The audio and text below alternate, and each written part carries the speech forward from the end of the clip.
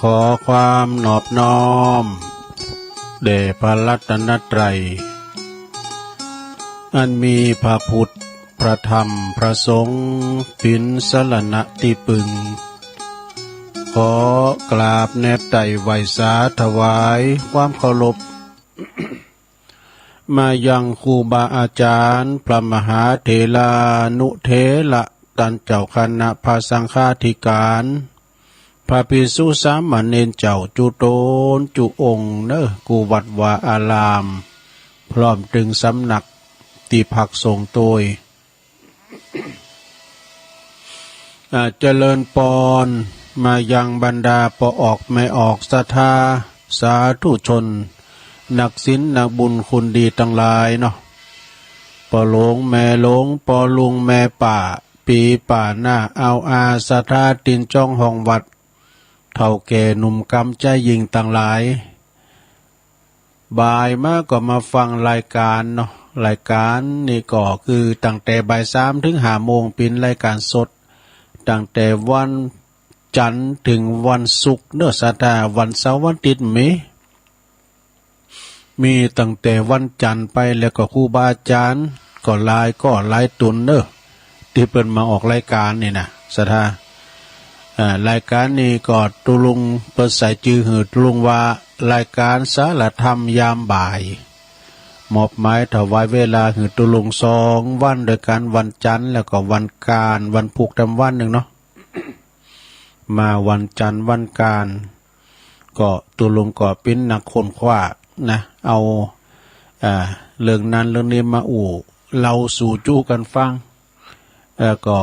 เดชนำเดชธรรมมรดกธรรมพวกนี้วันพระวันศีลเนอะศรัทธาพวกนี้เจ้าทำเมืองมาเดชให้ฟังเนาะ วันพวกนี้ก็ซุบจับกับวันพระวันศีลโดยออกวัดศาลาพระเจ้าเอาก็มาตามปกติที่มาได้ก็มาเนาะที่มาไม่ได้ก็ปิ้นสังศีลย่ำแหลงแต่ว่าศรัทธาจะไปแหลงนำใจเนอะ มาวันนี้ศีลนี่มันได้มาว่าศีลหน้ามาเนี่ยสลับซับเปลี่ยนกันไปตูเจ้าพันนายมันใจลายแล้วเนาะศรัทธาเนาะวิปินโตสักเคอ2 เธอเท้า2 เท้าก็ถึงปอชันแล้วเนาะของทับทำเดินโดยท่อง เนาะต่อไปตุลุงจะได้ประตังสถานีวิทยุไว้ก่อนเนอะก่อนที่จะเข้ารายการเป็นทางการเนาะจะได้เราอานิสงส์อย่างต่างๆโดยเนาะ ต้องขอบคุณทางสถานีวิทยุในเครือข่ายที่เปิดรับสัญญาณรายการธรรมะช่วงเวลา15 นาฬิกาถึง 17 นาฬิกาคือบ่าย 3 โมงถึง 5 โมงขอบคุณสถานีวิทยุขึ้นธรรมะของชุมชนวัดห้วยตองซักเนอ FM 98.75 เมกะเฮิรตซ์โซนไต่ไซต์ไต่นี่ก็ฟังไปขอบคุณสถานีวิทยุคณะสงฆ์อำเภอฝางจังหวัดเชียงใหม่ FM 100.25 เมกะเฮิรตซ์เนอพี่น้องต่างฝางไม่อายใจประการฟังได้ชัดเจนขอบคุณสถานีวิทยุคืนพระพุทธศาสนาการศึกษาและวัฒนธรรมวัดไฟหินเนอร์ FM 104.50 เมกะเฮิรตซ์องค์ขลุกในเมืองก็ฟังกันไป ขอบคุณสถานีวิทยุมนต์เสียงธรรมจากวัดบุพารามเนออำเภอแม่แจ่ม FM 106.25 เมกะเฮิรตซ์พี่น้องทางแม่แจ่มก็ฟังกันหลายแล้วขอบคุณสถานีวิทยุคลื่นบ้านทุ่งเรดิโอ FM 89.50 เมกะเฮิรตซ์อำเภอสันป่าตองเนอสถาญาติโยมทั้งหลายก็ฟังกันแล้วก็ปุณณกันเนาะวัดบุญญาวาสวิหารด้วยเนาะ FM 106.50 เมกะเฮิรตซ์เนอของวัดบุญญาวาสวิหารนะวิทยาลัยสงฆ์นครลำปางตั้งหลายนี่เปิ้นก็เป็นคืนบุญเนาะศรัทธาญาติโยมตั้งหลายเปิ้นได้ลิงก์สัญญาณไปสู่ท่านผู้ฟังที่อยู่ตั้งบ้านตั้งจองคืนวิทยุนี่มีความสำคัญอย่างใดศรัทธาญาติโยมทั้งหลายการบ่อ่านนี่เฮากิน เฮากินฮอดตาลเฮาก็ไปปะไปหันกันเนาะเปิ้นก็ฟังกันแล้วฟังก็ไปกินแป้ตาลที่หันที่นี่เฮาก็ไปก็ปะกันเป็นการร่วมโตกันอย่างง่ายนะถ้าไปฟังรายการแต่ละตุนแต่ละองค์ไว้น่ะเนาะสถานเนาะเปิ้นกินเปิ้นตานที่ไหนเฮาก็ฮู้ก็หันตัวลุงก็ได้ประชาสัมพันธ์ไปพองให้กะข่าวสารงานบุญต่างๆก็เป็นคืนบุญเด้อสถานเด้อเฮาชวนกันไปทำดีทำคุณงามความดีทำบุญดีกว่าทำบาปบุญเฮาก็ต้องหาบาปเฮาก็ต้องละวันโกนก็บ่ละวันพระก็บ่เว้นนะทำบุญวันละนิดจิตแจ่มใสแล้วก็วันพุธก็เป็นวันพระวันศีลโดยศรัทธาญาติโยมทั้งหลายวันนี้ก็เป็นวันห่างวันดาก็ยังอยู่ในเทศกาลกินตาลนะตามกาลหรือว่ากาลเวลาหนึ่งเดินก็คือตาลผ่ากฐินแต่ละวัดแต่ละวานี่ศรัทธาญาติโยมทั้งหลายเมื่อก่อนอ้อนมาเนี่ยสมัยปนหน่อยปนนานอุ้ยนานเข้ามาก่อนเพราะว่ามันจะว่าใครมีสักตะฮือกับกฐินผ่าป่านี่นะทางกรุงเทพนี่นะไอ้ดงปนวานนะก็หมู่บ้านเฮาเนี่ยไอ้ดงปั่นบดิ้งกีกับหมู่ตุหมู่พระเนี่ยเพิ่นปั่นตกยกใส่ เอาแห้งเขาตุบนี่นะศรัทธาญาติโยมทั้งหลายกฐินผ่าป่าก้าเนี่ยมันก็จะว่ามีแต่ว่าก่อนนะเนาะเมื่อก่อนนี่กฐินมาบ้านเฮาเมืองเฮาในสมัยอาจารย์ศรีโนนอาจารย์สาธิตประมาณในวัดในได้ 20,000 นี่นะเปิ้นตานเก่าวัดเหมือนกันเด้อปวดโธลือกันตึงแต่บุญเงิน 20,000 ก่อนจะน้อยๆนะ เนาะอันนี้ถึงว่าเป็นการต้านเนาะความจริงในสตั้งกล้ามหยังต่างๆเป็นบริวารเนาะนะเป็นบริวารกฐินที่โมนกฐินแต่ๆนี่ก็มีผ่านะเนาะผ่าไตรเนาะซะนะฉะนั้นก็มันก็ดีไปแต่เนาะซะนะเนาะเป็นการที่ว่าจันลงแล้วก็คือสั่งห่างแป้งกันได้พี่น้องแห้งจากกฐินผ่าป่าก็ยังแคว้นหน่อยวัดใดว่าใดที่เปิ้นมีไปก็เอาตั้งตุนกันให้เอาเป็นประธานในคนหนึ่งเนาะออกมา4,000 5,000 90,000ก็ให้นะหมู่นั้นไปก็ลูบล้ำตามตัวก็เป็นพลังอันยิ่งใหญ่เรียกว่ากฐินสามัคคีกันนี่กะเนาะศรัทธาญาติโยมทั้งหลายอันนี้ก็เป็นบุญกฐินนี่มันอานิสงส์แห้งหนักเลยเปิดว่าจำกัดการด้วยคือ1เดือนด้วยนะจำกัดตุเจ้าต้องหาตุนขึ้นเต็มเดี๋ยวนี้เป็นก็มณฑลเดียวกันอยู่โบสถ์เดียวกันก็มาช่วยกันได้เนาะมีอานิสงส์หลายอย่างฉะนั้นก็เฮาก็ถึงเดินยีปิงถ้าถึงเดินยีปิงแล้วก็เลยจากนั้นไปก็จะเป็นผ่าป่าไปอยู่ในสถานเนาะเอาอันนี้มาไว้หน่อยก็เดี๋ยวจะเอาอานิสงส์ของการทำบุญตักบาตรเนาะเอาหิมกำหนึ่งหิมรอบหนึ่งก่อน12พยายามทำให้มากกว่านะเปิ้นก็บอกว่าเฮากินข้าวกินน้ำกินอย่างต่างๆเนี่ยกินกับหืนนักกว่ากินข้าว กินกับหืนนักกว่ากินข้าวแล้วก็เปิ้นว่า2นัดเปิ้นหืนนักกว่านัดหมอโอ้หมอนัดที่สมควรที่ได้ต้องไปเด้อศรัทธาเนาะหมอนัดแล้วก็เปิ้นก็จะตกจ้างเฮาก็วินิจฉัยพยาธิเฮาเป็นจะได้นะเนาะเฮาก็ต้องไปตามหมอนัดกันหมอนัดอีกอย่างกันหมด3เตียวอันนี้เตียวนี่หมายความว่าเป็นกำเมืองเดินนี่เป็นกำไทยเตียวหืนนักกว่านั่งเฮานั่งมึนๆเนี่ยซะได้ญาติโยมเนาะนั่งคุบเข่ามึนๆนี่มันก็ปวดแข้งปวดขาเฮาเตียวไปเตียวมาก็ยืดสินยืดซ้ายให้หน่อยนึงมันก็เป็นการที่ว่าดีกว่าเฮานั่งมึนเตียวไปเตียวมาให้พอง4นี่ลิ้นกับลูกกับหลานหืนนักกว่าลิ้นมือถือ ลิ้นกับลูกกับหลานศรัทธาญาติโยมเนาะลูกหลานตานเต่าคุยกันตอนหน้าหืนนักกว่าคุยกันตั้งไหล อันนี้อันเก่านะมาเสริมแต่เนาะศรัทธาเนาะแล้วก็6นี่เพิ่นบอกว่านอนที่บ้านหืนนักกว่านอนโรงพยาบาลโรงพยาบาลนี่ไผก็ตึมไข่นอนแล้วศรัทธาเนาะโรงพยาบาลนะมันมีภาพหลอนเมื่อเกิดเนศรัทธาบางทีเนี่ยเปิ้นมันมีอันนี้เปิ้นเรียกว่าอย่างก็กล่องวิดีโอวงจรปิดเปิ้นก็ส่องตายตัวไว้หานะ เพิ่นถ่ายมือพอเนี่ยโอ้ก็ของหันโตได้สะดาเนาะมันแต่มีก็มันถ่ายจึงอยู่หันยะก็ล่อเขียนเนี่ยมันอยู่ไปคนเดียวหันคุณแม่แปลงกันนะสะดาเนาะมันหลังแค่ก้าอ่ะล่อเขียนนี่นะเราพอล่อเพิ่นจังถ่ายมือพอนะเดี๋ยวอยู่ตกลงปูนดำบ่มแล้วก็หันโตเนี่ยโรงพยาบาลนะสะดาเนาะแล้วก็เจ็ดไปเที่ยวหรือว่าไปแอวหืนนักกว่าไปงานศพ งานเขาดำนะสะท่าเนาะแล้วก็แปดดื่มน้ำหืนนักกว่าดื่มแอลกอฮอล์น้ำนี่เป็นยาเนาะสะท่าเนาะลุงมาเมื่อเจ้าบางคนเนี่ยไปก็กิน2 แก้ว3 แก้วบางคนกินเป็นโขดนะมันขับถ่ายสิ่งของเสวะนะได้ขับถ่ายปัสสาวะออกมาเนี่ยโอ้มันก็เบาเนื้อเบาตัวกันไปเนาะสะท่ากินนักลงไปก็ระทมปอดแล้วหมอเนี่ยแล้วก็เก่าใจล่มหืมมากกว่าใจลุ่มร้อน ใจยินนะลงเด้อ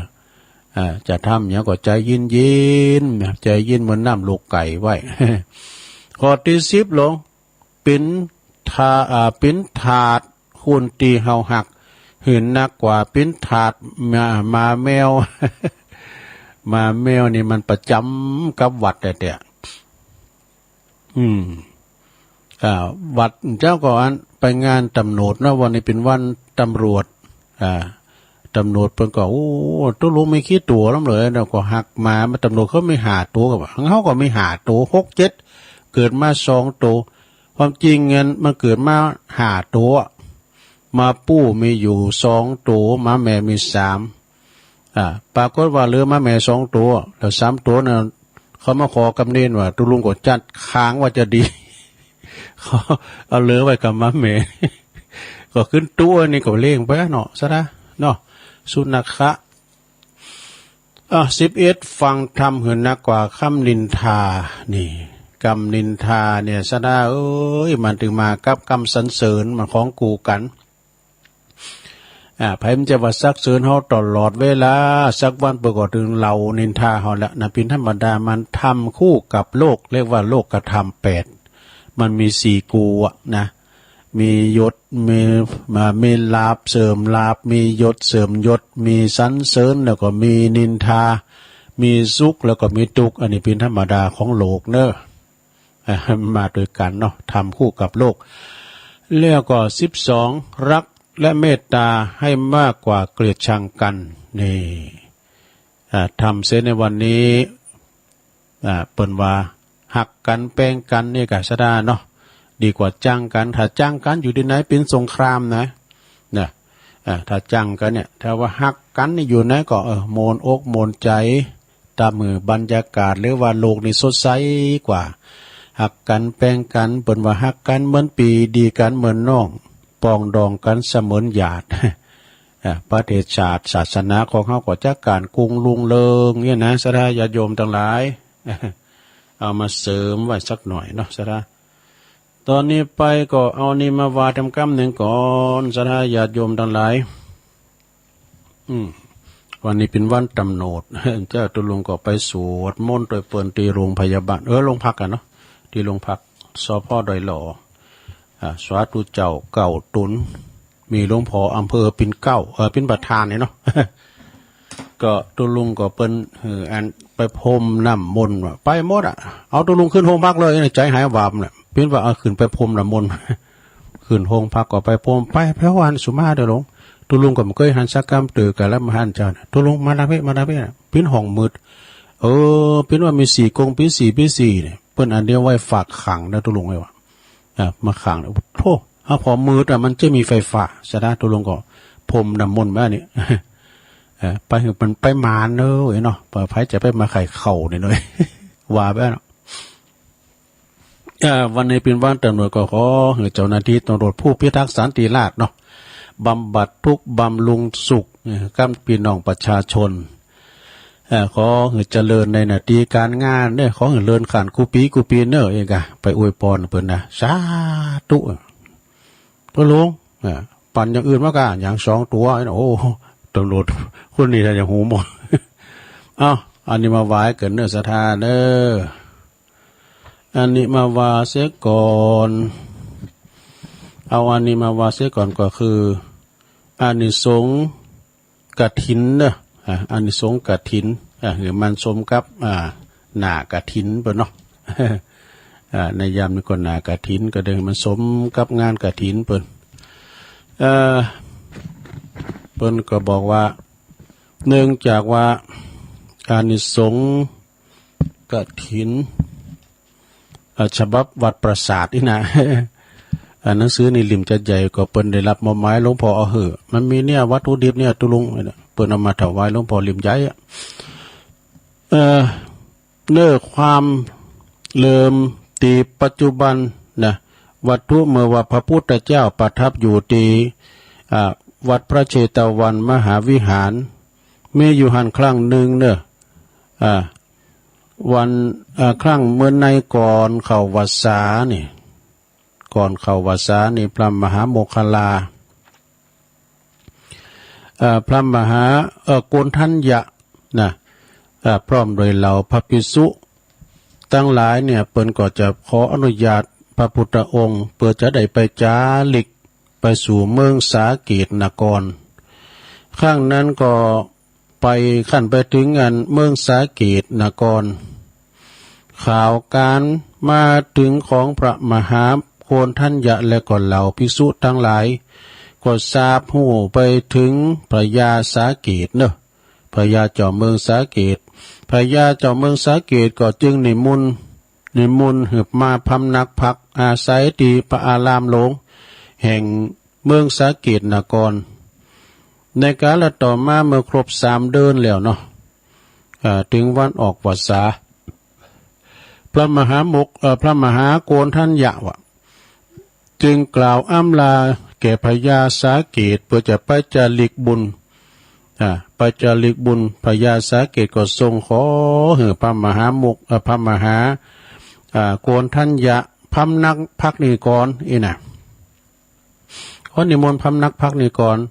เมื่อพญาสาเกตกลับขึ้นไปสู่ปราสาทแล้วก็ทรงดำริ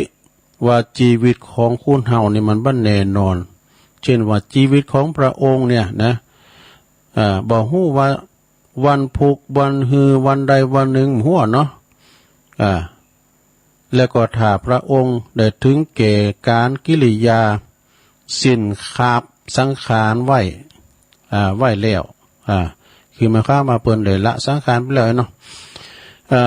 พระองค์ก็บ่สามารถที่จะนำทรัพย์สินสมบัติไปได้แม้แต่อย่างเดียว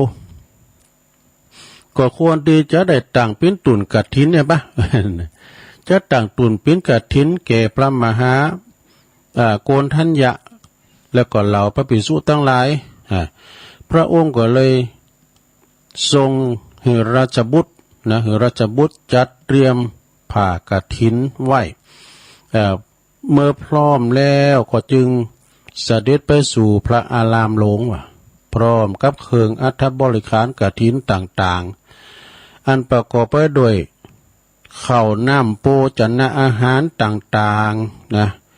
หลังจากว่าทอดกฐินเรียบร้อยแล้วพระมหาโกณทัญญะแล้วก็หมู่พระภิกษุก็กล่าวกรรมวาจากรานกฐินกะเปิดก็กล่าวการกฐินแล้วก็กล่าวอนุโมทนาแด่พระยาสาเกตแล้วก็เหล่าเสนาอามาตย์พระยาสาเกตก่อนแล้วก็เสนาอามาตย์ทั้งหลายเหล่านั้นก็ถึงเกิดความปิติยินดีเป็นหมากหนักเนอะนะเพราะว่าปรากฏไปโทชมพูทวีปนะความปราบปลื้มปิติยินดีความดีเหล่านั้นก็ปรากฏไปโตชมพูทวีปแล้วก็นำว่าพระยาสาเกตนั้นได้ถวายองค์กฐินนาตานสำเร็จภายในวันเดียวสำเร็จภายในวันเดียวนะศรัทธาญาติโยมทั้งหลายเปิ้นตานกฐินบ้านหลังเปิดจุลกฐินเนี่ยก็จุลกฐินนี่เปิ้นยิบหาภายในวันเดียวคืนเดียวนะเนาะเราพระภิกษุทั้งหลายเด้อศรัทธาญาติโยมทั้งหลายก็เข้าไปเฝ้า เสด็จเข้าเฝ้าเสด็จพระพุทธเจ้านะพระภิกษุทั้งหลายก็เข้าไปเฝ้าพระองค์ก็พระพุทธเจ้าที่เชตวันนะเขาก็เข้าไปเฝ้าพระพุทธเจ้าที่เชตวันพระพุทธเจ้าก็เลยเสด็จลีลาออกมาเนี่ยออกมาสู่สภาธรรมศาลาเหล่าพระภิกษุทั้งหลายเหล่านั้นก็เลยกราบทูลถามเรื่องการถวายทานกฐินเนี่ยของพระยาสาเกตเนี่ยพระพุทธเจ้าก็เลยตรัสว่ากฐินทานของพระยาสาเกตเนี่ยมีใดบ้านใดมีเฉพาะในการละบัดนี้ในจาร์นี้ย้ำใจว่ามีกันได้นะจาร์เดียวก็มีกันเนาะในอดีตก็เช่นกันเช่นเดียวกันเด้อเพราะว่าในกาลเมื่อก่อนครั้งเมื่อพระองค์ยังเป็นพระโพธิสัตว์เจ้าก็ได้กฐินทานแก่พระพุทธสรนังนะได้แก่พระพุทธสรนังมาก่อนเช่นกันองค์สมเด็จพระผู้มีพระภาคเจ้าก็จึงกล่าวถึงอดีตวัตถุปินตานเทศนาจาดกเรื่องนี้ว่าในกาลเมื่อก่อนนั่นยังมีพระยากำมลแห่งเมืองกำมลลัดนะพญากำมลในปิ้นพญาเจ้าเมืองแห่งเมืองกำมลลัดเนอะแห่งเมืองกำมลลัดพระโพธิสัตว์เจ้าก็เสวยประชาติเป็นลูกกหบดีเนอะลูกเศรษฐีอยู่ในเมืองกำมลลัดเหมือนกันพระโพธิสัตว์เจ้าได้ฟังเทศนาธรรมแห่งพระสรณังกร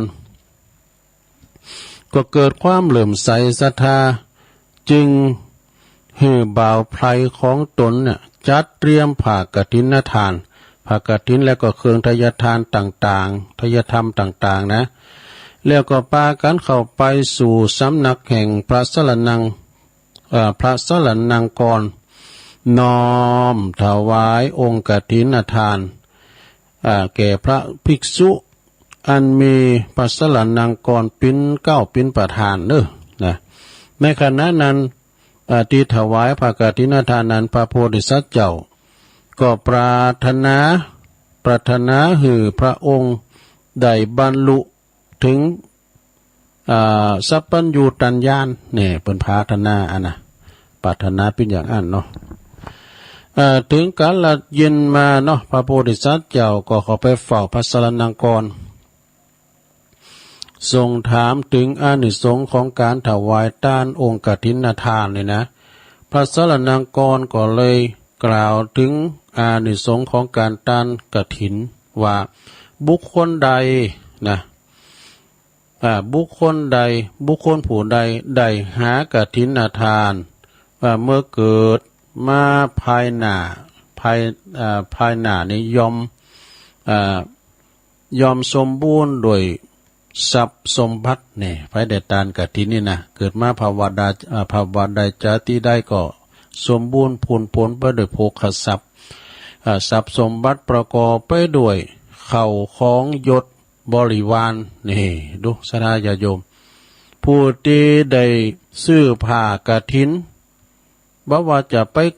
เกิดนะในเมืองสวรรค์หรือว่าโลกมนุษย์ก็จักเป็นผู้ที่มีคุณเคารพนบน้อมเคารพนับถือปูชาแก่คุณเป็นที่เคารพปูชาแก่คุณทั้งหลายโทไปเด้อจ้ะแล้วก็เป็นผู้ที่ผู้ใดที่ทำสายวัดผ่าทำสายวัดผ่าเนี่ยนะเกิดมาก็จะมีจิตใจงามรูปงามปราศจากทุกข์นะแล้วก็โตทั้งหลายโดยผู้ได้ตัดผ้ากฐินนะได้ตัดผ้ากฐินเมื่อเกิดมาก็จะเป็นผู้ที่มีปัญญาเนี่ยมีปัญญาเฉลียวฉลาดหู้ยังอัตถธรรมแล้วก็เข้าถึงนิพพานได้นี่นะแล้วก็ผู้ที่ทำไม่กลัดแม่จะต้องท่องเที่ยวไปอยู่ในวัฏสงสารก็ยอมอยู่ในตีอันดีจะไม่รูปลางหน้าตางดงามนี่ผู้ที่ผู้ที่ใดไม่กลัดผ้า นะผู้ที่ได้ไม่กระลัดผ่านนั้นก็จักได้เป็นเต้าพญาดอกจักได้เป็นเต้าพญาแล้วก็เมื่อจุติตายไปแล้วก็จักได้ไปอยู่บนสวรรค์จันดุสิตโดสรานะแล้วผู้ใดเนอะผู้ใดเย็บผ้ากฐินนะไผได้เย็บผ้ากฐินเนี่ยเนาะสถานเนาะก็จะเกิดเกิดมาก็จะได้เป็นพระมหาจักรพรรดิดอกเป็นพระเจ้าแผ่นดินมหาจักรพรรดิไอ้นอนในชมพูทวีปเมื่อจุติตายไปก็จะได้ประกอบโดยทิพยสมบัติอันมากเนอะผู้ได้ย่อมผ่าเนาะย่อมผ่าหาฟื้นหาโลมาก่อนนี้เปิ้นเอาโลดูมันจะเก็ดนะเมื่อเกิดมายอมจักปรารถนาจะปราศจากนะปราศจากโรคภัยไข้เจ็บนี่มันมาเบียดเบียนเนาะก็จะมีรูปงามเป็นตีหักไข่ของคนต่างหลายและเทวดาโทรไปความตอบท้ายนะเปิ้นว่านะความตอนท้ายของจาดกเปิ้นก็บอกว่าพระพุทธเจ้ากล่าวประชุมจาดกในจาดนี้ว่าใจผู้ใดใจผู้มีผ่ากฐินแก่พระอานนท์แล้วก็พยากมลได้แก่พระสารีบุตรนี่เป็นสรุปแล้วเนาะใจผู้ที่เปิ้นมาถวายก็ที่เป็นอันว่าเป็นพระอานนท์ในกาลบัดนี้แหละเอกนะพยากมลก็ได้แก่พระสารีบุตรในกาลบัดนี้แหละแล้วก็ลูกหบดีนะก็คือองค์พระตถาคตในกาลบัดนี้แหละ อันนี้ก็เป็นการที่ว่าเอามาเล่าสู่จู้กันฟังในโลกนะความเป็นไปเป็นมาของการต้านกฐินมีอานิสงส์อันยิ่งใหญ่เนอะศรัทธาญาติโยมทั้งหลายนานี้ก็เป็นหน้ากฐินหน้ากฐินที่เฮาได้ตานกฐินกันทุกปีเนาะก็ลังเนืองอยู่เนอะศรัทธาเดี๋ยวนี้นะ วัดเนื้อวัดไต่แต่วัดพระธาตุด้วยน้อยแล้วว่าโลงอกโลงใจบ่โทว่างานได้เดี๋ยวนี้มันก็ใครทีไปหน่อยนะถ้าบางงานมันจบแล้วก็โมนะลงอกลงใจฝนจะตกก็ปล่อยมาตกมาเถอะโอ้หังเปิดน้ำมากะสุมาเด้อก็มเจ้านี่ก็ว่ามันตกก็ขึ้นว่าฟังทันมาหาไปโดยตกมาสิยามมื้อเจ้านี่สีหนาวว่าน่ะเนาะอยู่ในตีนอนนะเป็นวันหนาวฝุ่นนี่กะเนาะจะเป็นหนาวฟ้าหนาวฝนนี่จ้าจะได้ใจน่ะเนาะศรัทธาญาติโยมทั้งหลายฝ่าฝนนี่ก็แน่นอนกรมอุตุประกอบว่าจะมีตกมาอยู่นะศรัทธาเอานี่น้ำเลิงนี่กันเนอะศรัทธาเวลาตุลุงจะมีเปิดเลอะเนาะอันนี้ตัวใหญ่ดีนี่ตัวหนังสือมันใหญ่ดีปินชาดกมาในธรรมเนอะศรัทธาพระติสสะเถระเจ้าผู้อยู่ในป่าเนอะนะอยู่ในป่าอันสังงัดนะศรัทธาญาติโยมอยู่ในป่านี่มันเงียบสังงัดสมควรที่จะได้ปีกวิเวกนี่ก็คือไปสู่ตีสังงัดอันที่มันมีเสียงยังมีกระเสียงนกเสียงหนูเสียงกาถ้าว่าเขาไปอยู่ตั้งอันสุสานปัจจ้าเนี่ยเป็นเรียกว่าไปปรุงสังขารเป็นเรียกว่าไปคิดมาภาวนามรณะสติเนาะคือไปนึกถึงอันความตายจะมาหาตนเปิ้นก็เป็นอสุภะเนาะไปเริ่มเปิดถึงอสุภะอันนี้ก็ทำอย่างนั้นไปอยู่ป่าพระติสสะเถระเจ้านี่เปิ้นว่าเป็นหลานของพระสารีบุตรทำแล้วนะชอบอยู่แต่ในป่าวะมี3จือกันนะเปิ้นอยู่มาเนี่ยเปิ้นใหญ่มาเนี่ยมี3จือกันว่าจือละอ่อนไปทำอย่างนึงนะจือเปิ้นมีเปิ้นว่ามีเรื่องราวที่ยืดยาวมีอดีตที่ยืดยาวนะพระติสสะเถระเจ้านี่นะคือมีเรื่องอดีตมาว่าเมื่อชาติก่อนนี่ตันได้เกิดเป็นสหายของบิดาพระสารีบุตรเนี่ยเป็นสหายของพระยาสารีบุตรปอกเป็นสหายของปอพระสารีบุตรกันนะแต่ต่อมานี่ก็เป็นคนยากจนว่าหั่นต่อมาในเป็นคนยากจนไปแล้วอยู่มาวันหนึ่งก็ได้ไป แต่ไปอันถาดประวัติถาดขาวป้ายาป้ายาดเนาะผ้าขาวปนตะไปเป็ดตาลก็เป็ดตาลถาดเข่าป้ายาดแล้วก็ผ้าขาวเนื้อยาพื้นหนึ่งเนอะในโรงสวดมนต์ของพราหมณ์นะของงานพราหมณ์ต่างหลายเอามาถวายเปิ้นเอามาถวายให้แก่พระสารีบุตรเนอะอยู่มาบัดจ้านานก็ถึงสึงอันทำกิริยาตายไปเนอะนะก็ไปเกิดในตระกูลแห่งกรรมตระกูลอุปถาของพระสารีบุตรอยู่ที่กรุงสาวัตถีนี่นะคือว่าหมายความว่าเปิ้นเป็นเพิ่นของปอพระสารีบุตรตายจากจานางออกขึ้นไปเกิดเป็นบุตรเปิ้นในตระกูลภาษาในตระกูลเปิ้นตระกูลของอุปถากพระสารีบุตรที่กรุงสาวัตถีพอเวลามารดาเป็ดต้องเนาะอยู่ในต้องอยู่นะเปิ้นก็เป็ดต้องมารดาก็อยากจะเลี้ยงพระ500 องค์ลูกที่อยู่ในต้องนี่จะได้จ้านะเขาก็จะมากันจะมาปฏิสนธิอยู่ในต้องแล้วก็ไข่กระตานเนี่ยนะตาลเลยตาลเลี้ยงพระ500 ตุน500 องค์บอกรูปวิสมัยเดี๋ยวเขาจะเลี้ยงเป๋วะเนาะแล้วก็อยากจะนุ่งผ้าเหลืองวะฮะดถือถาดทองคำวะถือขันทองถือขันทองดำไม่นำจะทองคำน่ะนั่งกินข้าวปลายญาติวะตีเป็นเด่นของพระพราหมณ์นะพระพวกญาติพระพวกญาติก็จึงจัดการให้สมประสงค์เด้อเนี่ยญาติต่างหลายก็จัดการให้สมประสงค์เวลาคลอดก็ได้มีการถวายข้าวมาตุปญาติให้แก่พระทรงองค์เจ้าทั้ง500 องค์ด้วยเดี๋ยวนี้ประสูติเกิดออกมาแล้วเนาะแล้วก็พวกญาติก็ทารกนั้นนะทารกนั้นนบน้อมนอนบุญผ่ากำพลกันราคาเป็นแสนว่ะราคาแสนว่ะพอทารกนั้นได้หันพระสารีบุตรคืนหันพระสารีบุตรขึ้นนึกจาดหนหลังใดฮะบอกนะหันหน้าพระสารีบุตรปุ๊บก็ขึ้นนึกจาดหนหลังใด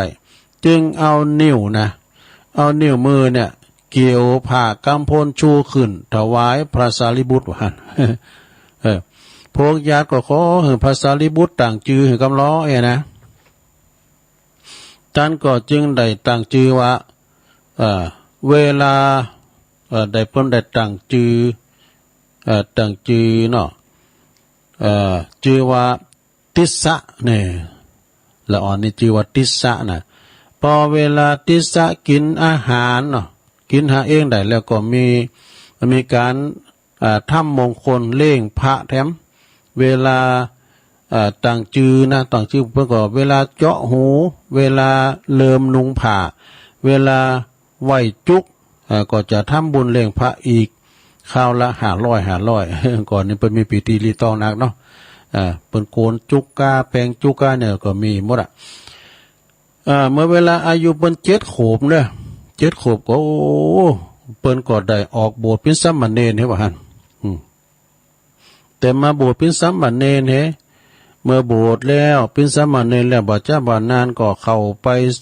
ก็ไปบิณฑบาตเข้าไปบิณฑบาตไปบิณฑบาตได้ผ่ามาถึง500 พื้นว่าเนาะเปิ้นตานผ่ากัน500 พื้นกันเนาะกับอาหารบิณฑบาตเต็ม500สำหรับบ่ดูชื่อมาลำเหลือนี่500สำหรับนี่นะแต่ได้ถวายพระไปหมดเปิ้นก็มามเก่าแล้วถวายสาธุเจ้าไปหมดพระจึงต่างจือแถมจือนึงว่าบิณฑบาตเนี่ยจือให้ใหม่นะบิณฑบาตทายกะติสะก็แปลว่าเนี่ยติสะผู้ถวายเขาบิณฑบาตอยู่มาถึงหน้าหนาวทำแล้วสะทาอยู่มาถึงหน้าหนาวก็ปาพาพักองค์เข้าไปบิณฑบาตในเมืองเนี่ยได้ผ่ากำพลถวายอีก 1,000 ผืนดูได้ถวายตั้ง 1,000 ผืนผ่ากำพลราคา100,000 ตำลึงถึง2 ผืนดู แล้วก็ถวายตุเจ้ามดนะเน้นเอามาถวายพระคุณเจ้ามดจึงได้จื่อแต้มจื่อหนึ่งว่ากัมพลตายกติสะเนี่ยซึ่งแปลว่าติสะผู้ถวายผ่ากัมพลผ่ากัมพลนี่เป็นผ่าอย่างดีเนาะสถานเนาะเป็นสมัยเดียวกับผ่ามิสลินบุญญา ผ่าเหลืองนี่ก็ไม่ใช่ธรรมดานะสถานญาโยมทั้งหลายชุดนึงนี่เป็น7-8 พันมันก็มีนะผ่า3 ผืนเนี่ยชุดนึงนะแต่ว่ามันแปลงแต่นะสถาน7-8 พันเนี่ยเปิ้นนุ่งก็เนี่ยนะสถานตัวลุงก็นุ่งก็ผ่าน้ำแปลงนะนี่ มีจะดังชื่อขนาดนั้นผ่าเบลอเบลเตอร์หรอผ่ามิชลินเนี่ยโตดีแล้วมันจะมือหน่อยนะพระกัมพลจือว่ากัมพลตายกะติสะแปลว่าติสะผู้ถวายผ้ากัมพลเนี่ยทางนี้ก็เพราะอานิสงส์ที่ได้ถวายข้าวปลายหยาดแล้วก็ผ้าขาวพื้นหนึ่งแก่พระสารีบุตรแต่จาดปังก่อนแน่สดาญาโยมเนาะเฮาตานอันใดก็ได้อันนั้นน่ะปานิดบรรจงเวลาเฮามาคือภาวนาเปิ้นได้กันเฮาได้เนี่ยโอ้ของกินของตานเวลาเปิ้นซื้อรถก้ามจ้าเปิ้นเอามาเจิมนะตุลุงว่าอ้าวดีแล้วซื้อแล้วมันได้มันได้เหมือนของกินของตานเฮาจัดแล้วนั่นเนาะเปิ้นก็ได้กันเลยหยังบ่ยำได้ก็เฮาได้มาก็เป็นของกินของตานเฮาจัดแล้วว่าต่อมาเนี่ยสมณเณรติสะนี่ก็ไปเห็นกรรมฐานจากพระพุทธเจ้าแล้วก็ทูลไปหาตีเจริญไปหาเจริญกรรมฐานกราบทูลลาไปหาเจริญที่กรรมฐานได้เดินทางไปตลอดตั้ง120อยู่ดูจึงไปอาศัยอยู่ในป่าและอยู่ในวัดป่าไก่กับตำบุญหนึ่งคุณตั้งหลายก็จึงเรียกทำจึงว่าวันณวาสีติสะเนี่ยซึ่งแปลว่าติสะผู้อยู่ในป่าผู้อยู่ในป่านะเมื่ออยู่ในป่าได้3 เดือนก็ได้สำเร็จพระอรหันต์วะเนี่ยขั้นปฏิสัมภิทาออกวาสาแล้วเนาะออกวาสาแล้วพระสารีบุตรก็เตรียมการที่จะไปเยี่ยมเนาะก็ปาบริวาร500ออกเดินทางนะจะไปเยี่ยมสมณเณรนั่นน่ะเมื่อพระมหาสาวกองค์อื่นหู้เขาเนาะก็คือว่าเดี๋ยวนี้โอ้พระสารีบุตรเพิ่นจะไปเอาหาเณรสาวกทั้งหลายหู้เขาก็ต่างก็ปาบริวารติดตามไปแต่เป็นจำนวนหนักถึง40,000 องค์ว่าดู40,000 ตุนเมื่อเดินทางไปถึงแล้วก็พบเจ้าบ้านทั้งหลายก็ออกมาต้อนรับพระสารีบุตรก็จึงแสดงธรรมให้เจ้าบ้านได้ฟังเมื่อเจ้าบ้านได้ฟังแล้วพวกเจ้าบ้านก็โกรธว่าเมื่อก่อนเนี่ยบ่เคยมาแสดงธรรม เมื่อก่อนเนี่ยยังมันเคยมาแสดงมัตเตธรรมเหมือนพวกเฮาฟังเลยเนี่ยเสียงเปิดกว่าเสียงแห้งเดียนหักเหมือนลูกเหมือนเต่า ว่าไปอันนั้นบอกบางพวกก็ดีใจเนอะใจดีว่าโอ้ปินหลับอันประเสริฐแต่ปินหลับอันประเสริฐอย่างจริงๆได้ฟังธรรมในคราวข้างนี้นะนะพระพุทธเจ้าเปิ้นอยู่ในอยู่ที่ไกลก็ทรงทราบเนาะโดยวิธีจิตของตนจริงได้ดำริว่าพวกที่โกรธสมณเณรนั่นน่ะไปโกรธสมณเณรหมดถ้าตายไปแล้วก็ไปตกหมอนรกพวกที่หักสมณเณรก็ขึ้นสวรรค์นี่วะควรเฮาจักได้ไปตีนั้นก่อนแหละเจ้าขึ้นมาจึงพร้อมโดยเราพระภิกษุทั้งหลายเสด็จไปตีนั้นแล้วก็ด้วยอิทธิฤทธิ์ชั่วขณะจิตนะป่าหมายความว่าลัดมือเดียวก็ไปถึงเจ้าบ้านเจ้าเมืองก็ออกมาถวายการต้อนรับเนาะถวายทานเป็นการใหญ่พวกที่โกรธสมณเณรนั้นก็ปรากฏว่าหายโกรธหายเกลียดหมดว่าเจ้าบ้านก็ออกมาต้อนรับถวายทานเป็นการใหญ่พวกที่โกรธสมณเณรนั้นก็หายโกรธหมดพอเสร็จจากการเสวยแล้วก็เสด็จกลับนะเมื่อว่ามาถึงภูเขาแห่งหนึ่งเนาะก็ขึ้นไปบุญยอดเขาน่ะไปพักอยู่บุญยอดเขาบุญนะพระพุทธเจ้านะแล้วจึงตรัสสั่งให้เณร เนนลองเลี้ยวไปพอน้ำมหาสมุทรเหรอเนนก็ไปตัวเนาะเนนก็ไปเลี้ยวพอน้ำมหาสมุทรกว้างใหญ่ไพศาลหันกันน้ำกับฟ้าแล้วก็พระพุทธเจ้าก็เลยตรัสถามเนนว่าเธอหันน้ำมหาสมุทรแล้วคือเป็นอย่างไรนี่นะสามเณรก็เลยกราบทูลว่าข้าพระองค์เกิดว่าในเวลาที่ข้าพระองค์ตกทุกข์ได้ยากถึงกับร้องไห้ในจาร์ต่างๆนั้นหากน้ำตายังรวมกันอยู่ก็จะหนักกว่าน้ำมหาสมุทรนี่อีกว่าปวดโหจึงตรัสตอบว่าพระพุทธเจ้าจึงตรัสตอบว่าถูกแล้วสามเณรความจริงเป็นอย่างนั้นแน่นอนคือน้ำตาของสัตว์หนึ่งนี่นะที่มันไหลออกมาในเวลาใดก็ได้รับทุกข์มากกว่าน้ำทะเลน้ำสมุทรทั้งสี่ดังนี้นะ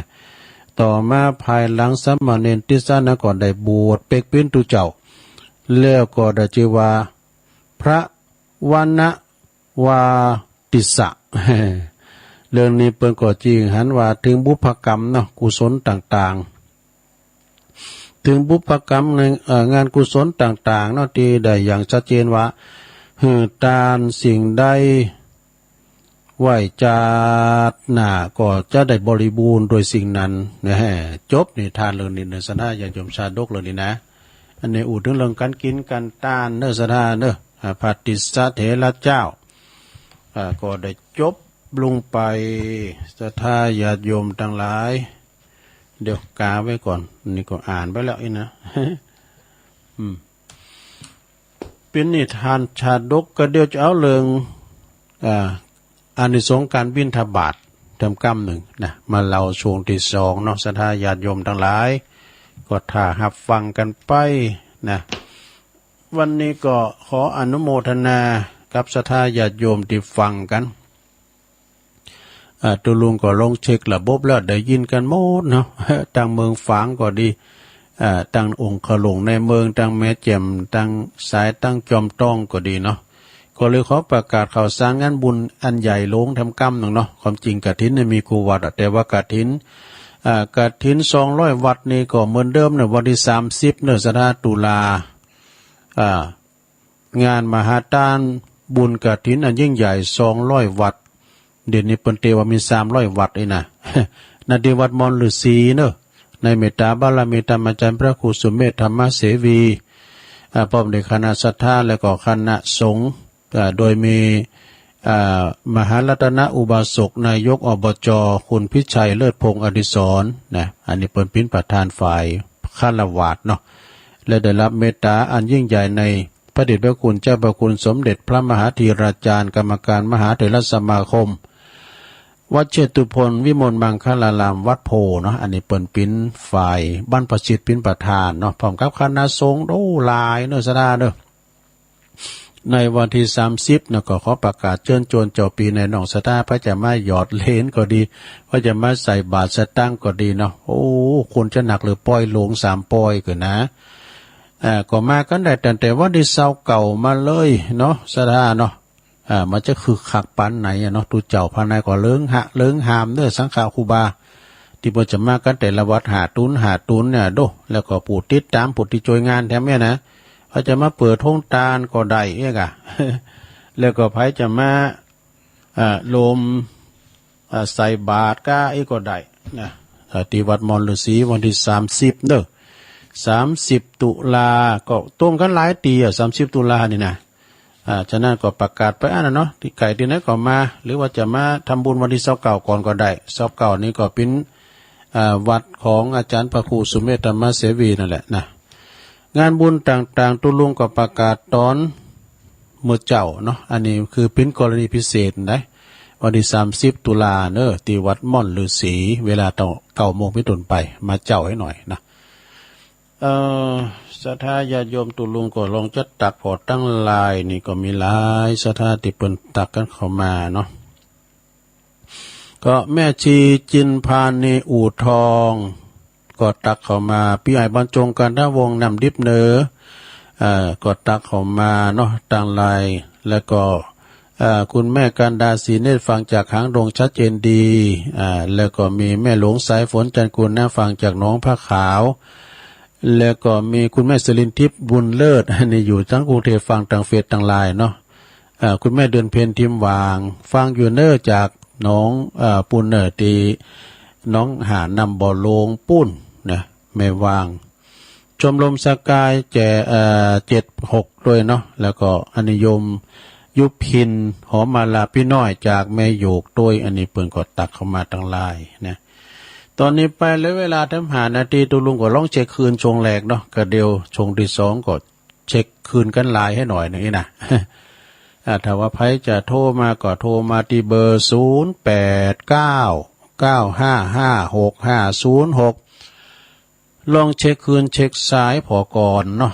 ที่ว่าเปิ้นฟังกันตั้งใดพองจ้านะก็โทรมาที่0899556506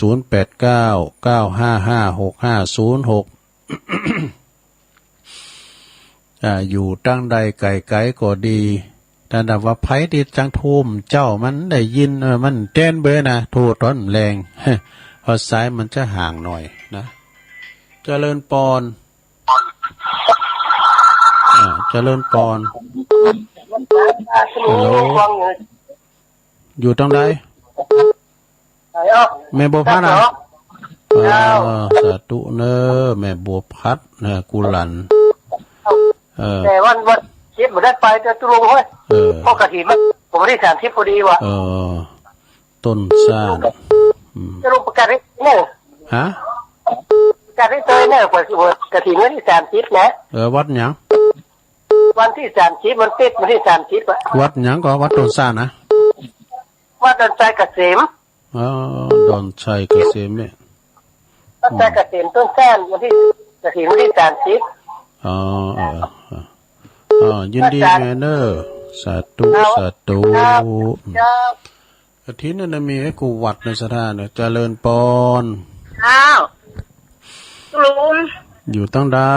มาไม่เจ้านะมันโทรมาตอนเพี้ยนเด้อแม่อยู่ไหนอยู่บ้านไหนน้ำรัดแล้วเจ้าแม่ดวงดีเจ้านำหลักเนาะชัดเจนเลยเนาะขอบคุณเนอบุญหักษาแม่ดวงดีนำหลักจากจอมตองบ้านแม่ใจนะแม่ใจเจริญปอนจากไว้สาครับเน้นหลักนี่แหละนี่มนต์เลยครับเน้นครับวันนี้เปิ่นในอานิสงส์การทานเนาะครับอานิสงส์การทานทุกคณะอยู่ในท้องเราพัติสะเถระอยู่ในท้องให้ฮื้อตานพระสงฆ์จำนวน500ให้บวชว่ะโอ้โหอันนี้เปิ่นมีเวียวเลยเนาะเปิ่นมีเวียวตั้งแต่น้อยเนาะจนถึงเปิ่นได้สำเร็จอรหันต์เป็นสมกับเปิ้นเป็นหลานของพระสารีบุตรเถระเจ้านะครับครับผมฟังอยู่ประจำนะครับไม่ได้ขาดเลยขอบคุณพระอาจารย์เน้นหลักหลายๆเนาะครับผมกับภาษาครับ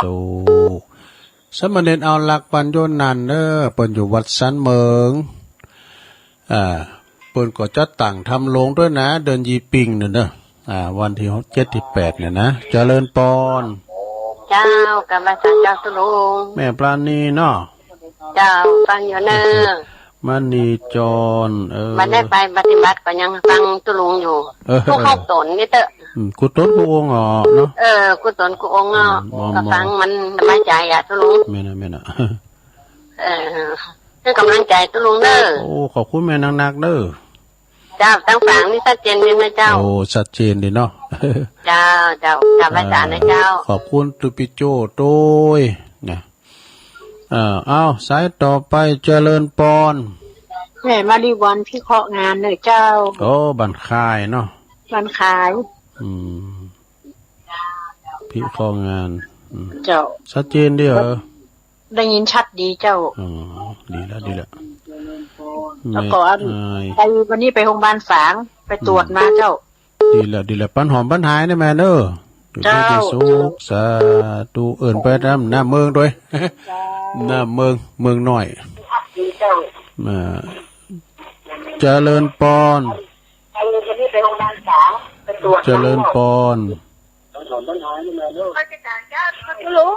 ยายพรยายพรหลองโวแดงสันกำแพงเชียงใหม่ชัดเจนเลยเนาะยายพรเนาะดีละอยู่ดีมีสุขกะไม่เอาละทำที่เอาวันจะได้ออกก็นะเบิ้งก็เหมือนได้ออกแล้วสบายแล้วเดี๋ยวนี้สบายดีแล้วดีแล้วเป็นอยู่ห้องพิเศษเลยนะเอาว่า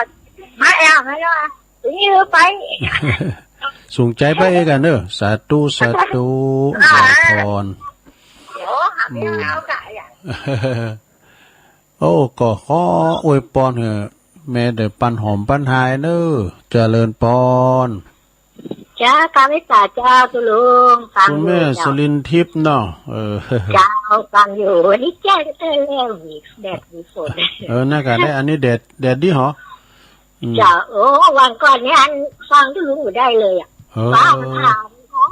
โอ้น่ากลัวฟ้าผ่าฟ้าห้องฟ้าแพ้ฟ้าห้องแล้วแม่กับว่างกับมาเปิดฟังซ้อมเอาจ้ะฟังย้อนหลังอะเนาะจ้าฟังย้อนหลังกับฮักแชร์เล่าไว้มันถึงมีในเครื่องนี่หรอโอ้ดีกะจ้าง่อมกับเมื่อวานกับเปิดอันนั้นเปิดนั่นน่ะเอามันดีทั้งอย่างเนี่ยเขาฟังย้อนหลังได้น่าเติมเจ้ามันได้ฟังย้อนหลังเอาตอนเจ้าเหมือนกันนะอันนี้กะตีสี่เกินงั้นอยากจะแชร์เล่าว่าเฉพาะตีสี่เกินกะมาสวดมนต์ทำวัดเจ้ากะเอากลับไปก่อยเอาแล้วก่อนมาฟังที่หลังดีแล้วฟังอาจารย์กันนะเจ้าย่านั่งไปยังเนาะมันบอกว่าทำยังไปยังแหละนั่นไปยังเพราะว่าเอามันได้เวลาเอาต้องสวดมนต์นั่นก็เขาฟังย้อนหลังเอาตอนถึงเวลาเขาสวดมนต์ก็เขาสวดมนต์ได้ก่อนเนาะเจ้าขอบคุณแม่นางนะแล้วแต่ลุงนะสาธุการไปสาเจ้าคุณแม่สลินทิพย์บุญเลิศเนอะอันนี้นะฟังต่างกรุงเทพปุ่นมาเอาให้ดีก่อนบอลเนาะ7 สายนะเดี๋ยวบุญมาหยุ่นกันเดียวกันเนอะเจริญปอนแม่จันเจ้าจะลงแม่จันตอนนี้เวียงกับเช้าแม่เจ้าโอ้แม่จันอันนี้คนฟังทางเน็ตเนาะลงวันนั้นไปถึงเศรษฐีแบบ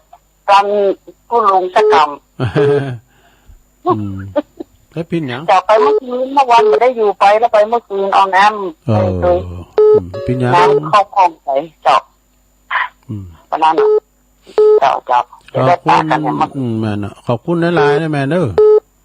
จ้าที่แม่จันป่างิ้วเอาทำซ้ายอ่ะเจริญปอน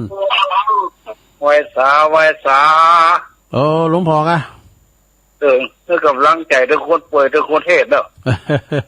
คนป่วยของปัญหาปัญหา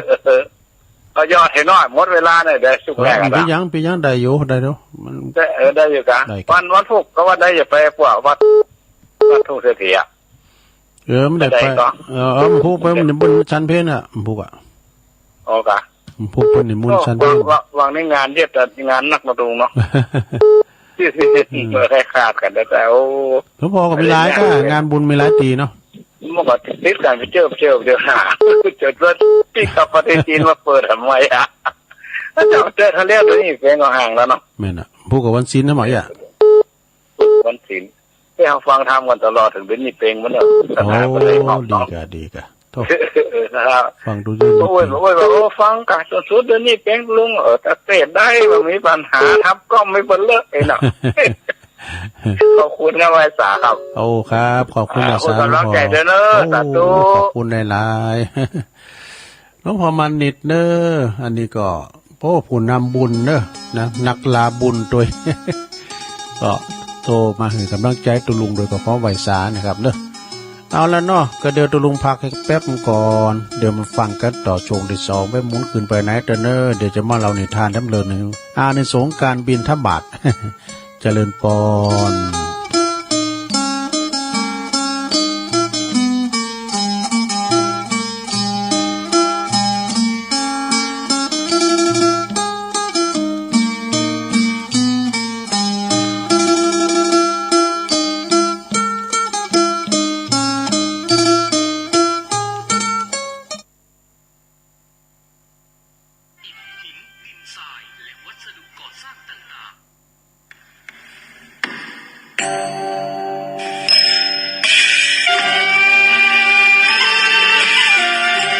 เชิญชวนพุทธศาสนิกชนและผู้มีจิตศรัทธาทุกท่านร่วมทำบุญสมทบทุนสร้างพระธาตุเพื่อบรรจุพระบรมสารีริกธาตุณวัดโพธิมงคลบ้านน้ำเพิกพระตำบลบ้านโฮงอำเภอบ้านโฮงจังหวัดลำพูนสร้างพระเจดีย์โพธิมงคลชัยพระธาตุทรงล้านนาประยุกต์ขนาดความกว้าง25เมตรสูง30เมตรพร้อมพระธาตุจำลองประจำปีเกิด12ราศีงบประมาณในการก่อสร้าง5ล้านบาทขณะนี้อยู่ในระหว่างการก่อสร้างฐานรากพระธาตุจึงขอเชิญชวนพุทธศาสนิกชนและผู้มีจิตศรัทธาร่วมทำบุญใหญ่สร้างมหากุศลสมทบทุนค่าปูนอิฐหินดินทรายและวัสดุก่อสร้างต่างๆเพื่อให้เป็นสมบัติของพระพุทธศาสนาสืบต่อไปและเป็นที่บรรจุพระบรมสารีริกธาตุสืบต่อไปจึงขอเชิญชวนร่วมทำบุญได้ที่พระครูโพธิพัทราวุฒิ0916317539และ0841696945หรือสามารถโอนร่วมทำบุญได้ที่บัญชี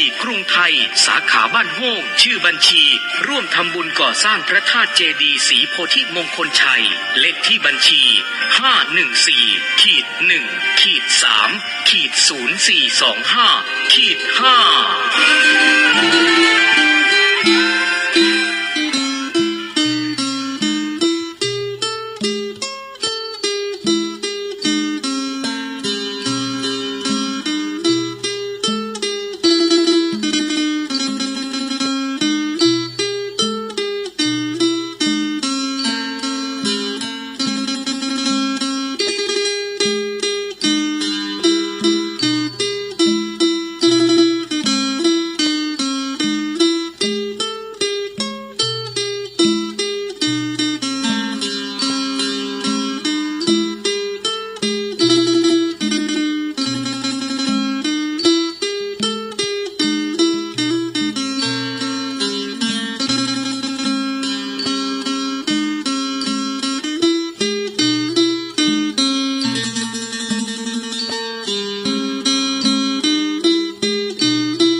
เอาแล้วศรัทธาญาติโยมทั้งหลาย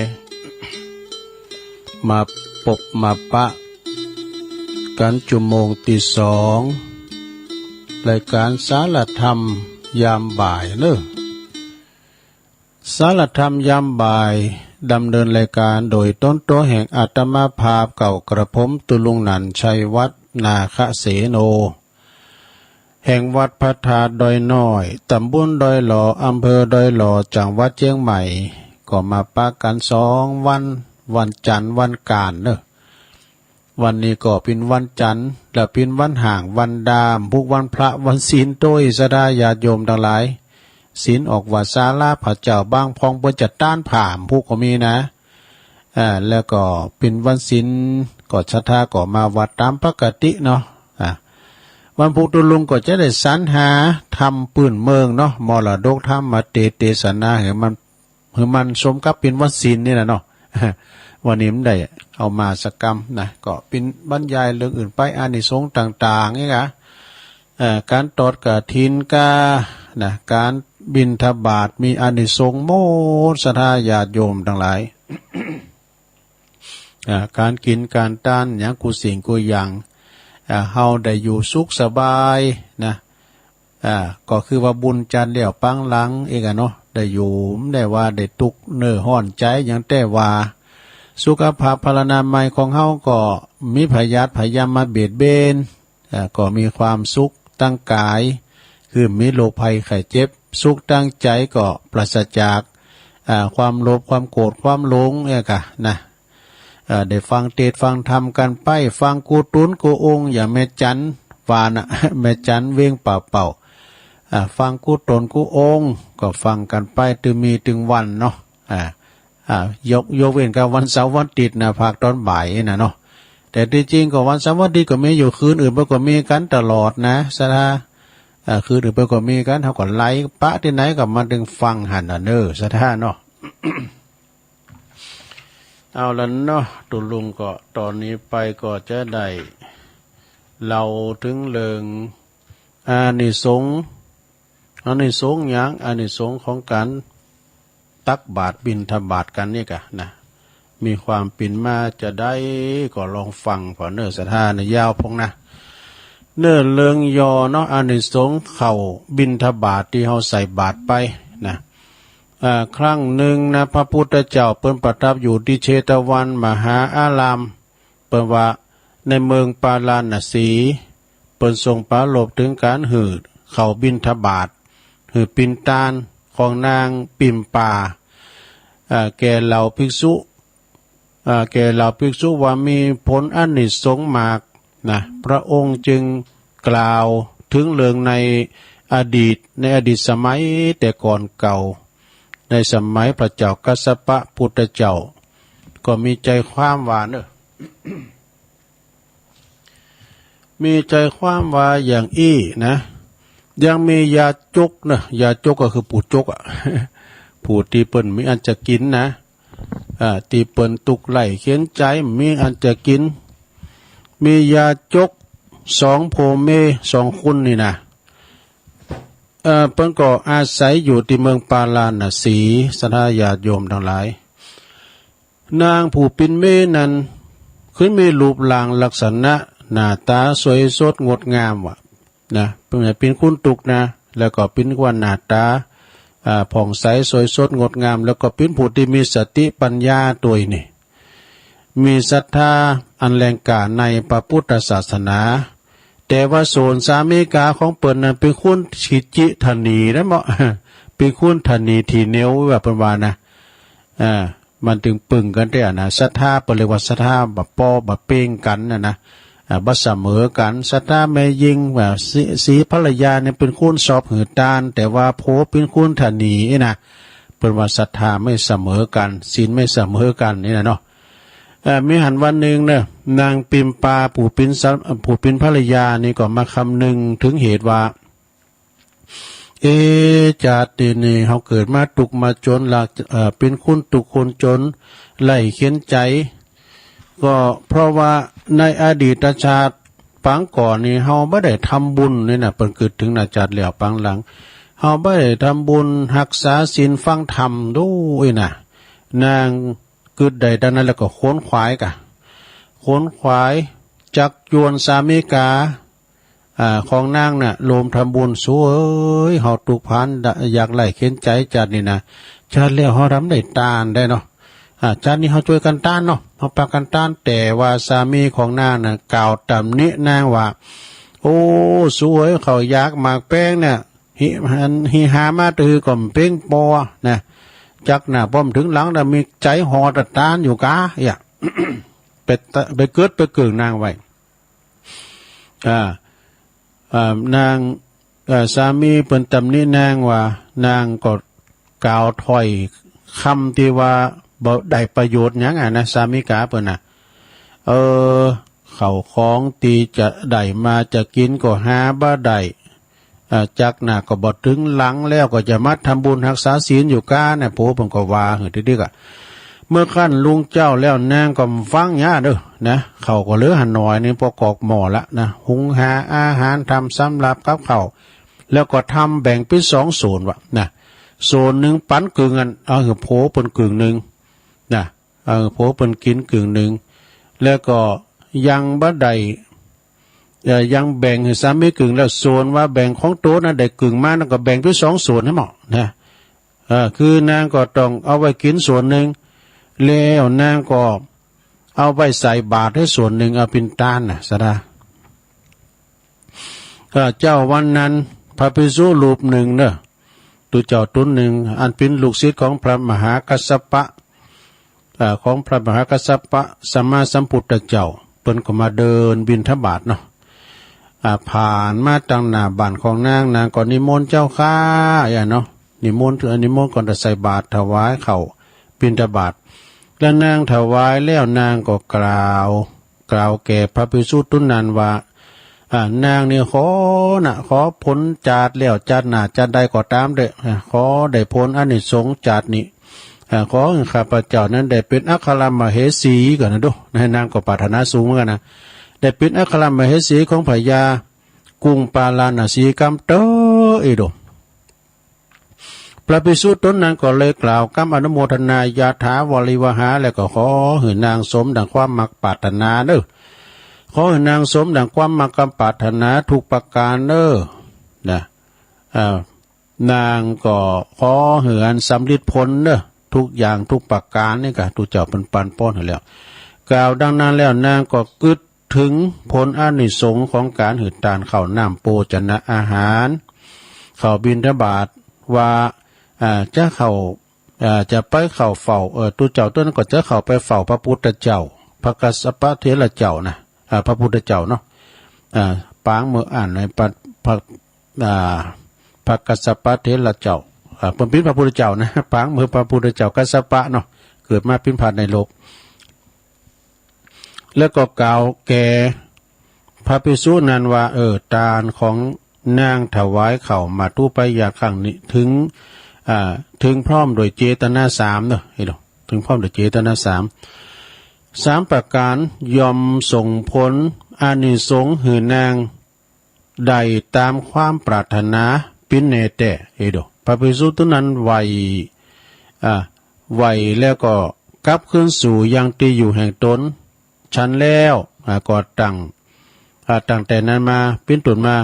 ก็ไปรับบิณฑบาตที่บ้านของนางปิมปาถึงวันทุกวันว่าสวาธุเจ้านั้นเนาะว่าเปิ้นนิมนต์ไว้เขามาถึงวันเลยกะทำเตบ้านเฮาเมืองเฮาได้ยินเสียงก้องมอ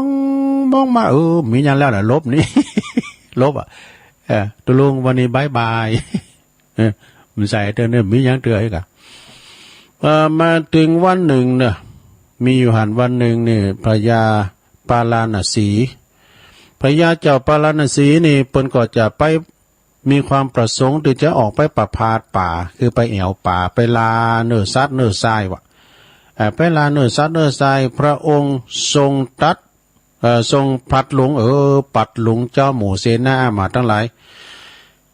ปัดหลงเขาเลิกไปนะก็ไปได้เนื้อทรายมาก็ไปข่าเนื้อทรายทรงข่าเนื้อทรายแล้วก็นำแล้วก็มาเสด็จมากลับมาสู่ระหว่างที่พักอยู่แห่งตนไม้นิโคตเนี่ยนั่นไม่นิโคตก็คือไม้ต้นไทรนะก็ยังมียักษ์ตนหนึ่งนะอยู่บนต้นไทรนั้น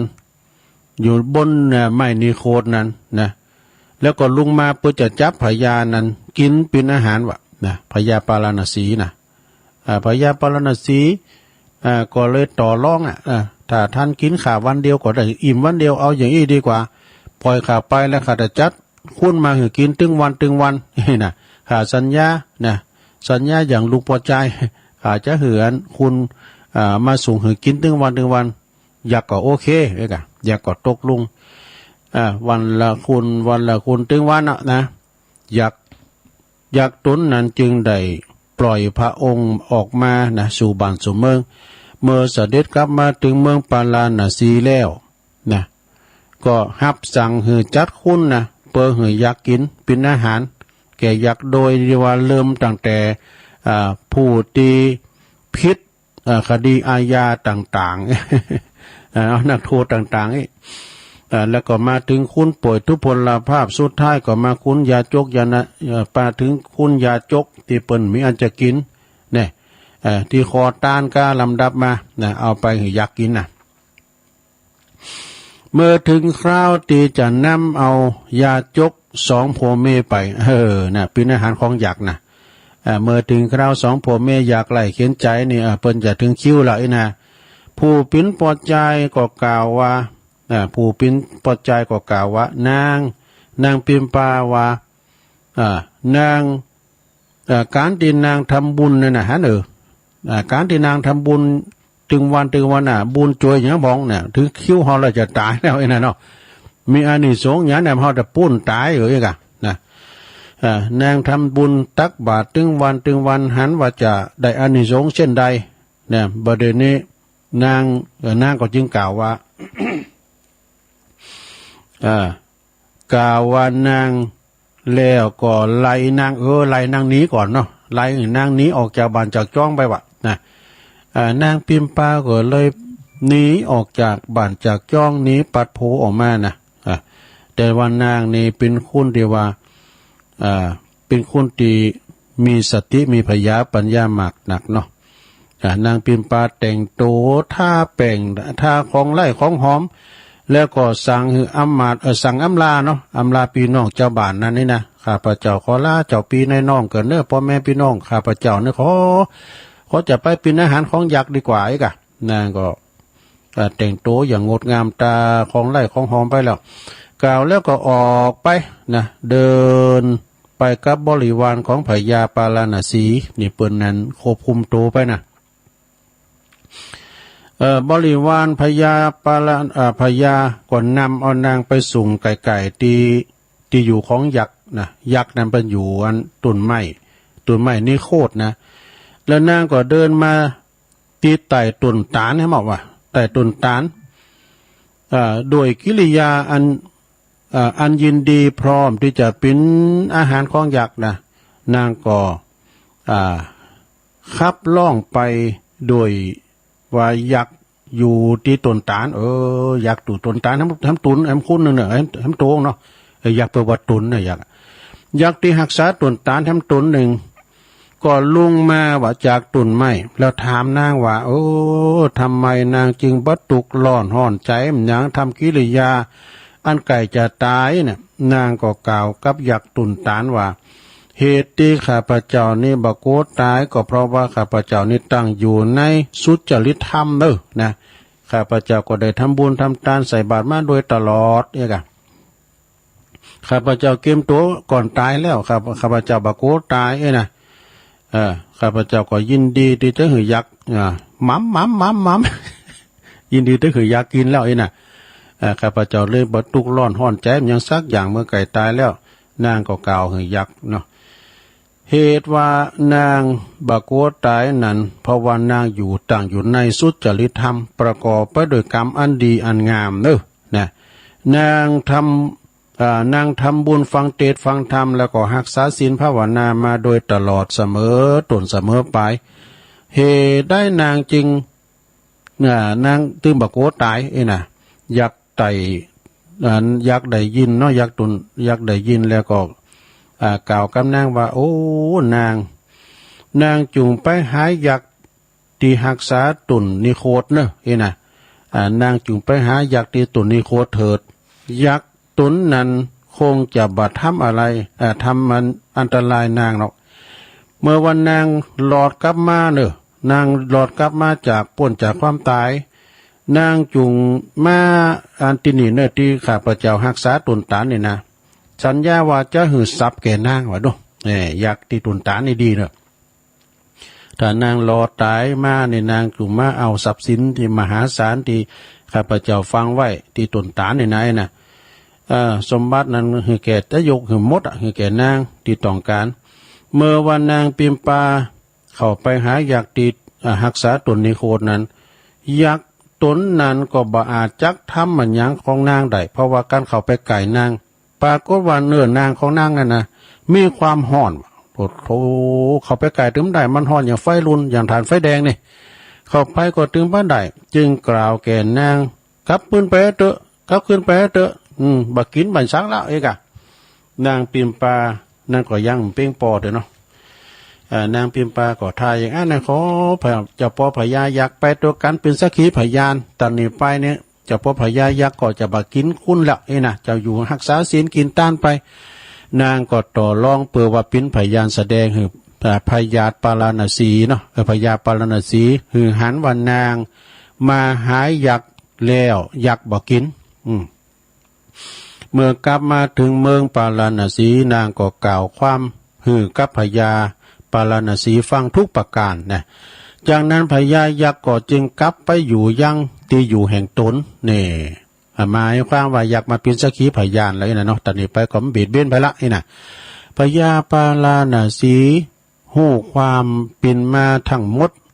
ของนางปิมปาแล้วทรงตรัสปรึกษากับเสนาอามาตย์ตั้งหลายว่านางปิมปานี่เป็นผู้ที่มีบุญมีสมปานมีพยาปัญญามาควรที่จะควรที่องค์พระองค์จะต้องแต่งตั้งให้เป็นอัครมเหสีนี่นะเนาะ เมื่อว่าพระองค์อภิเษกสมรสกับนางอัครมเหสีแล้วเจ้าบ้านเจ้าเมืองต่างก็นำของบรรณาการจำนวนมากมายมาถวายว่าเนี่ยนางต่างกรรมปรารถนานะใส่บาตรข้างแรกว่าขอได้ปิ้นนั้นมเหสีของพญานางก็สมปรารถนาแต่เนาะในกาลต่อมานะนางปิมปานี่นะเป็นอัครมเหสีปิ้นนั้นพระราชินีแล้วเหรอเนาะนางพิมพาราชเทวีก็ทูลกับพญาปาราณสีเปิดขอพระราชานุญาตถวายมหาทานพระองค์ก็เลยถามนางปิมปาว่าจะใจพระราชทรัพย์จำนวนมากต่อใดก็บอกมาเถอะนี่นะนางปิมปาก็กล่าวต่อไปว่าข้าพเจ้านี่จะบัดใจพระราชทรัพย์ของอันในท้องพระคลังนะของมาจะไปปุ่นจะไปตีเก้าตานวะนะไปบั่นไปพวกวัดเหล่าป่าตานวะนางพิมพาก็เลยเปล่าประกาศให้เจ้าบ้านเจ้าเมืองปาราณสีเจ้าบ้านเจ้าเมืองปาราณสีเกมเด้อไผมีรถก็เอารถวีโก้ดีแม็กมาไผมีล้อก็เอาล้อไม้นะประกาศให้เพิ่นเอามาลองรับเอาคุดเอาคุมเงินคุมทองตีเก่าตานเรียนอยากเก่าตานจะเหือนะปรากฏว่าคุณเอาเงินเกี่ยวเว้นแสนจริงเขาของเงินทองมาตามตีนางไปนะนางปิมปาราชเทวีก็เข้าไปสู่ย่างป่าตียักหักษาต้นตาลนะอยู่ที่หันเปอว่าจะขอทรัพย์สมบัติตียักตนนันเปินตีอยากหักษาตนตาลสัญญาให้แก่นางว่าอยากหักษาสัญญาแล้วก็คุณเอาตามที่ต้องการว่า คุณเอาตามต้องการเลยนะเมื่อกลับมาสู่บ้านสู่เมืองปาราณสีแล้วนางปิมปาราชเทวีก็ใจทรัพย์เหล่านั้นนะมาทำบุญทำทานมหาทานปลดตดต่างกององค์กฐินกะ ความจริงมีแหละอันนี้เอาวามเลยเนาะตั้งแต่นั้นมานี่ก็เจ้าบ้านเจ้าเมืองปาราณสี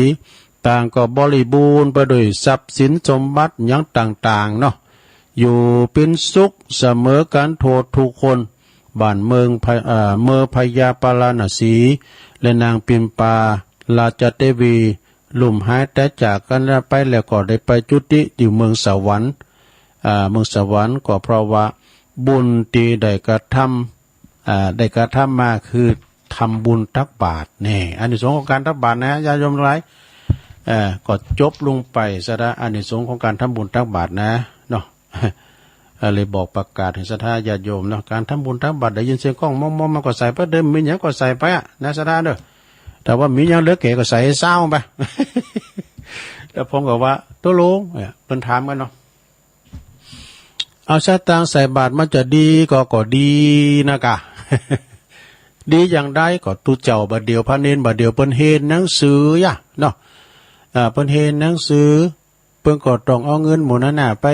หือกาเทอมก้ามสังกาอีกหรือว่าเปิ้นได้เอาไปจ่ายไปซอยเนาะซื้อสมุดดินสอก็วัดนี่เป็นครอบครัวใหญ่เนอะศรัทธาญาติโยมทั้งหลายนะเป็นครอบครัวใหญ่อย่างแต่ก็เปิ้นก็มีการทำหุงหาอาหารพองอีกก็มีเนอะศรัทธาอย่างว่าไปนำตาหูตาขึ้นรถโดยสารเอาจอดกันเนอะนั้นโชเฟอร์เอาปอนกันเนอะมันจะเอานี่ปอนเอาจะตั้งหมด อย่างอาจารย์ปะครูวาเนี่ยกันเนาะเพราะฉะนั้นนี่ศรัทธาญาติโยมทั้งหลายอานิสงส์ของการทำบุญหือทานมันมีหมดแหละนะมีการกินการต้านกูสิ่งกูอย่างมันมีที่มาที่ไปนะแม้นว่าคุณเฮาที่ทำลายกันก็ดีได้มาอยู่ด้วยกันก็ดีได้มาทำลายกันขาฟันบันแต้งกันก็เพราะว่ามันเป็นแต่กรรมจัดแล้วปังหลังมันมีที่มาที่ไปหมดนะซะเนาะได้มาอยู่ด้วยกันได้มาเป็นสุมาเนาะกูโพโตเมกันก็ดีเปิ้นก็ถือว่าเป็นเรียกว่าเป็นอันบุพเพสันนิวาสบางคนเนี่ยได้เป็นลูกเขยของฝรั่งก็ได้นะได้เป็นลูกไปของพี่น้องตั้งอื่นตั้งไกลนะ ไปเรียกบุพเพสันนิวาสมาปะกันได้ทำบุญโดยการมาเลยจัดเลี้ยวปังหลังเนาะสระเนาะเอาเนมกามหนึ่งอริยทรัพย์7เนาะเจ้าในทรัพย์ไปนอกอยู่นะอันนี้ทรัพย์ไปในเนาะสถานเนาะทรัพย์นี่ก็คือคุณงามความดีนะคุณงามความดีที่มีในสันดานอย่างประเสริฐก็เรียกว่าอริยทรัพย์มี7ประการนะมีอย่างพองหนึ่งศรัทธานะศรัทธาเจอสิ่งที่ควรเจอเนาะศรัทธาเนาะเจอที่สิ่งที่ควรเจอว่าทำดีได้ดีทำโชว์ได้โชว์อย่างกันนะ2ศีลรักษากายวาจาใจให้เรียบร้อยคุณเฮาถ้ามีศีล5เนี่ยนะรักษาเหมือนกันโมนะโอ้เปิ้นขาฟันบั่นแต้งกันเนาะมีตำรวจมีทหารก็ได้ แต่มีศีล5เหมือนกันนะเนาะแค่ศีล5เนี่ยบ่โตข้อที่3มีหิริก็คือความละอายต่อบาปทุจริตทุกสิ่งทุกอย่างนะ4โอตตัปปะ โอตตัปปะนี่สะดุ้งเกรงโกรธต่อบาปทุจริตนี่แล้วข้อที่5พาหุสัจจะเนี่ยคือความเป็นคนที่เคยได้ยินได้ฟังมาหนักมามากเลยนะคือผู้ทรงธรรมแล้วก็หู้ศิลปวิทยามาก นี่นะเพิ่นศึกษามาหนักสระญาติโยมทั้งหลายศึกษามาแก่กะเพิ่นถามปัญหาขอได้ก็ฮู้หมดอินอสระเนาะแล้วก็6จาคะนิเสียสละหือปันสิ่งของตนแก่บุคคลที่ควรให้ปันนะที่ว่าเปิ้นทุกข์เปิ้นอยากไล่เข็นใจแต่ๆนะเฮาก็หือเปิ้นได้รับความสุขจาคะก่อนได้ลุงก็โอ้บ้านนอกขอกุ้งเนาะบทใหม่นี่ก็บทไปหงยาเนาะโอ้มีคุณไทยมาผมขอในมนต์นะหลวงพ่อผมมีของดีนะผมจะกลับบ้านนะไม่มีเงินอ่ะไม่มีค่ารถอะไรเนาะผมให้บูชาเนี่ยของต้นตระกูลผมเลยนะเอาไปแล้ว100นะที่ว่ามันว่า500ก่อนเอาก็ว่ามก100น้ำใดได้เจ้าอย่ามอบเลยต่อ100หือเลยว่ะก็หือไปเนาะปดโตตกหมอนาทำกรรมไปทำกรรมป้าทำแล้วผมทมมันยังโอ้มันยังไปเดี๋ยวเอาไปบั่นไปจองว่ามีสตังค์กะโลดได้นี่เนาะเป็นว่า18มงกุฎว่าเมื่อก่อนเนี่ยเปิ้นขิงกันเนาะมันหากินน้ำหงยาเนี่ยเขาว่านะ เอาอริยทรัพย์7นี่ประการนี่เปิ้นว่าปัญญามแล้วเนาะข้อที่7เจ้าจาคะนะสาระสิ่งของตนแก่คนที่ควรให้ปันเพราะพอกับคนที่ควรให้หือปันน่ะเปิ้นตุกไล่เขียนใจแต่ก่อเนาะเปิ้นบ่มีอันจะกินแต่ก่อนะซับเตอเปิ้นอุพิมได้ก็มีนะอุพิว่าแต่งเอา7ปัญญานี่ปัญญาสิ่งแปลว่ารอบรู้ในสิ่งที่ควรรอบรู้ในสิ่งที่เป็นประโยชน์และก็ไม่เป็นประโยชน์นี่นะอันนี้เวลาอริยทรัพย์7นะอริยทรัพย์7ประการนี่ดีกว่าทรัพย์ภายนอกเนอะศรัทธาเช่นเงินทองปิ้นตุนของอย่างแสวงหาเปิ้นว่าควรแสวงหาไว้ใน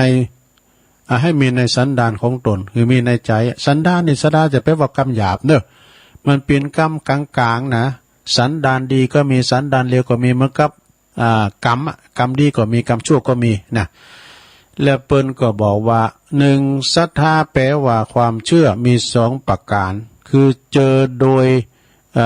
แปลว่าเจอโดยใดนะได้ตึกต้องก็คือกึดไว้แล้วก็ตึกต้องแล้วได้เหตุผลอย่างทองแท้แล้วนะแล้วก็เจอโดยไม่ได้ตึกตรองบ่ได้ติตรอง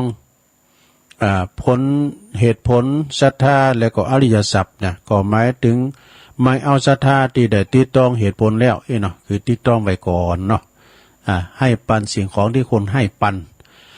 2ศีลมีอยู่2อย่างเนาะเปิ้นบอกว่า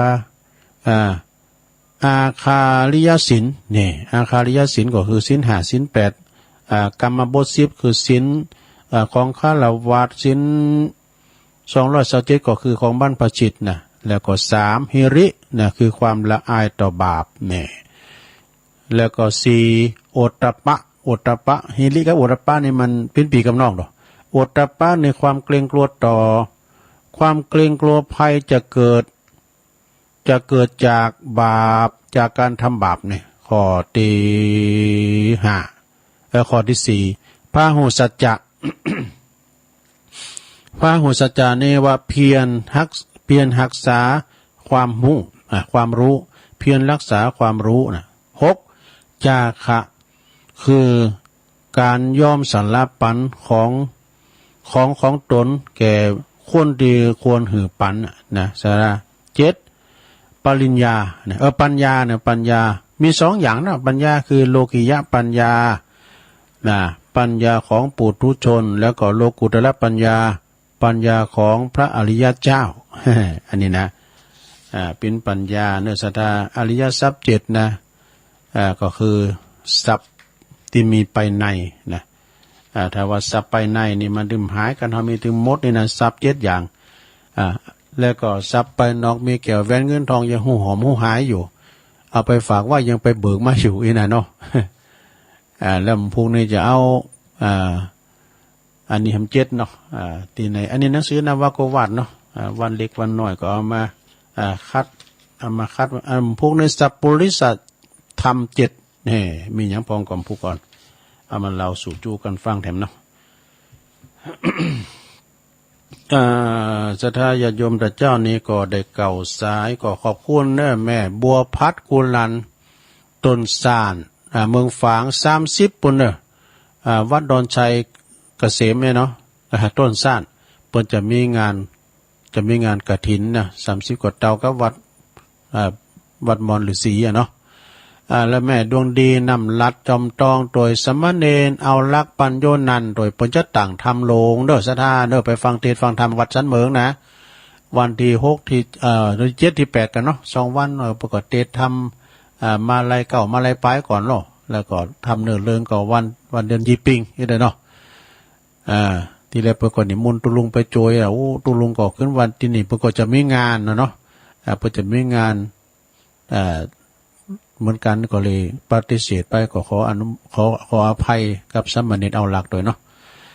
แม่ปราณีมณีจรแม่เมาขีดเล็กเมืองฝางบนเน้อแม่ปราณีแม่มาริวันพี่ของงานจากบ้านค่ายแม่อายเน้อ แล้วก็ยายพรบันร่องวัวแดงสันกำแป้งเจียงใหม่คุณแม่ศิรินทิพย์บุญเลิศจากกรุงเทพปุ่นนะแม่จันบันดุงปางเงี้ยวเวงป่าเป่าหลวงพ่อมานิถาวโรสำนักสงฆ์หอมบุญเด้อ อันนี้เพิ่นฟังตลอดแรงก็ฟังเจ้าก็ฟังต้องขอบคุณหลวงพ่อมานิแล้วก็ศรัทธาที่เพิ่นฟังกันด้วยเนาะเอาแล้วตอนนี้ไปตุลุงก็จะลองเปิดสายดำกำหนึ่งนะญาติโยมทั้งหลายจะผ่อนต้องปลายหน่อยเด้อ เพียวปลายหน่อยนะคือเวลาหนักให้หน่อยแต่ว่ามันมีสายหนักก็ตุลุงก็ออกก่อนเวลาให้หน่อยเนี่ยเนาะวันนี้เป็นวันจันทร์แฮมบึดนี่ก็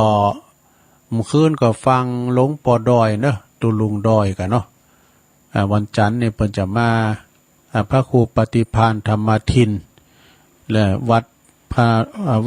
ระนอนม่อนจอมพอนะจากเวียงป่าเป่าเจริญปอนครับไว้สาครับตุลุงโอ้บ่น้อยบุญปานมาเมื่อแรงได้ดีกันตะกี้แต่พอฟังแบบพักตู้บ่มุมว่าบ่ได้โผล่สักคำไปปิ้นหยังก็โทรมาเดี๋ยวนี้ก็ได้เต้นบ่เลือกตุลุงสบายดีเนาะอากาศตามอัตภาพกันบ่ถ้ากินบ่วัดตุลุงแล้วล่ะกะแล้วว่าเนี่ยสบายแล้วมันน่ะโล่งอกโล่งใจแล้ววันนั้นกะครับผมพระบาทอุดมคือกันเสาหินนี่ก็ปลายเดือนพุ่นล่ะปลายเดือนน่ะเนาะดีกะ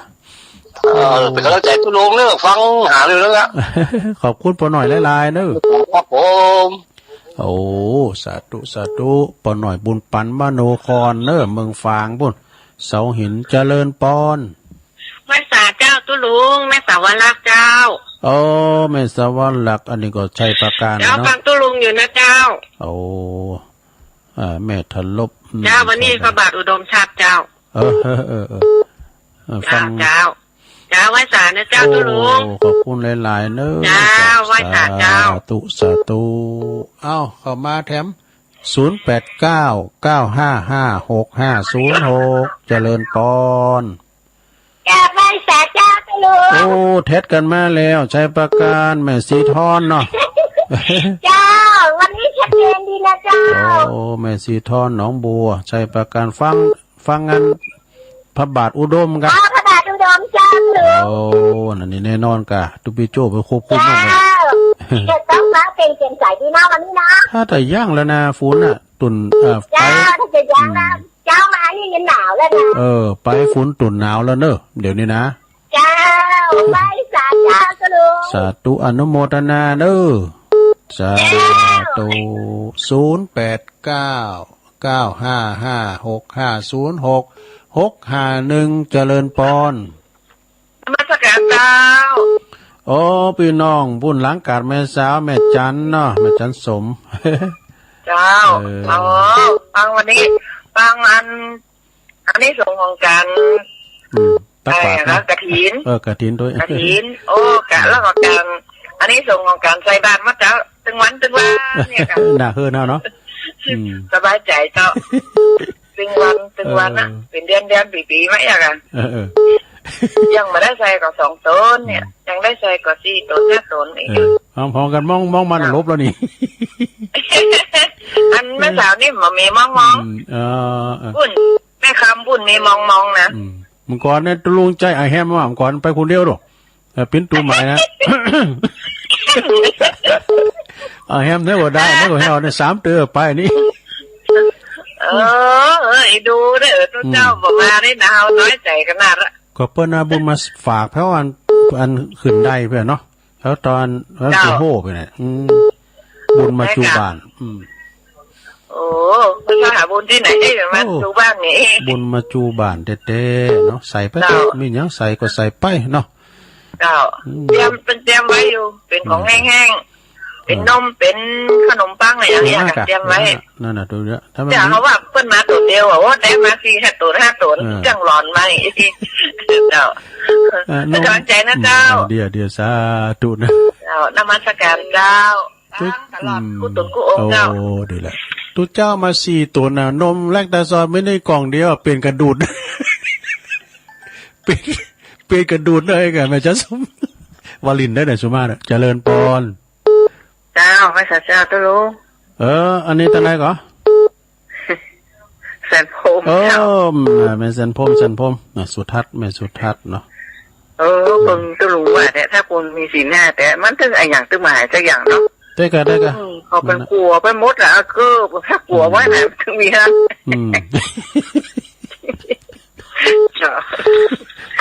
มันถึงอะไรถึงว่าเกือบหายใช่วันนั้นฟัง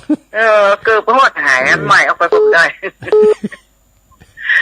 มันเลยมีแต่นะเจ้าเราก็ตู้เจ้าก็ยังมาเว้นนะเขาคนละแต่กับโบโตก็เปลี่ยนอย่าอย่างซุปมามันซุปเมื่อเจ้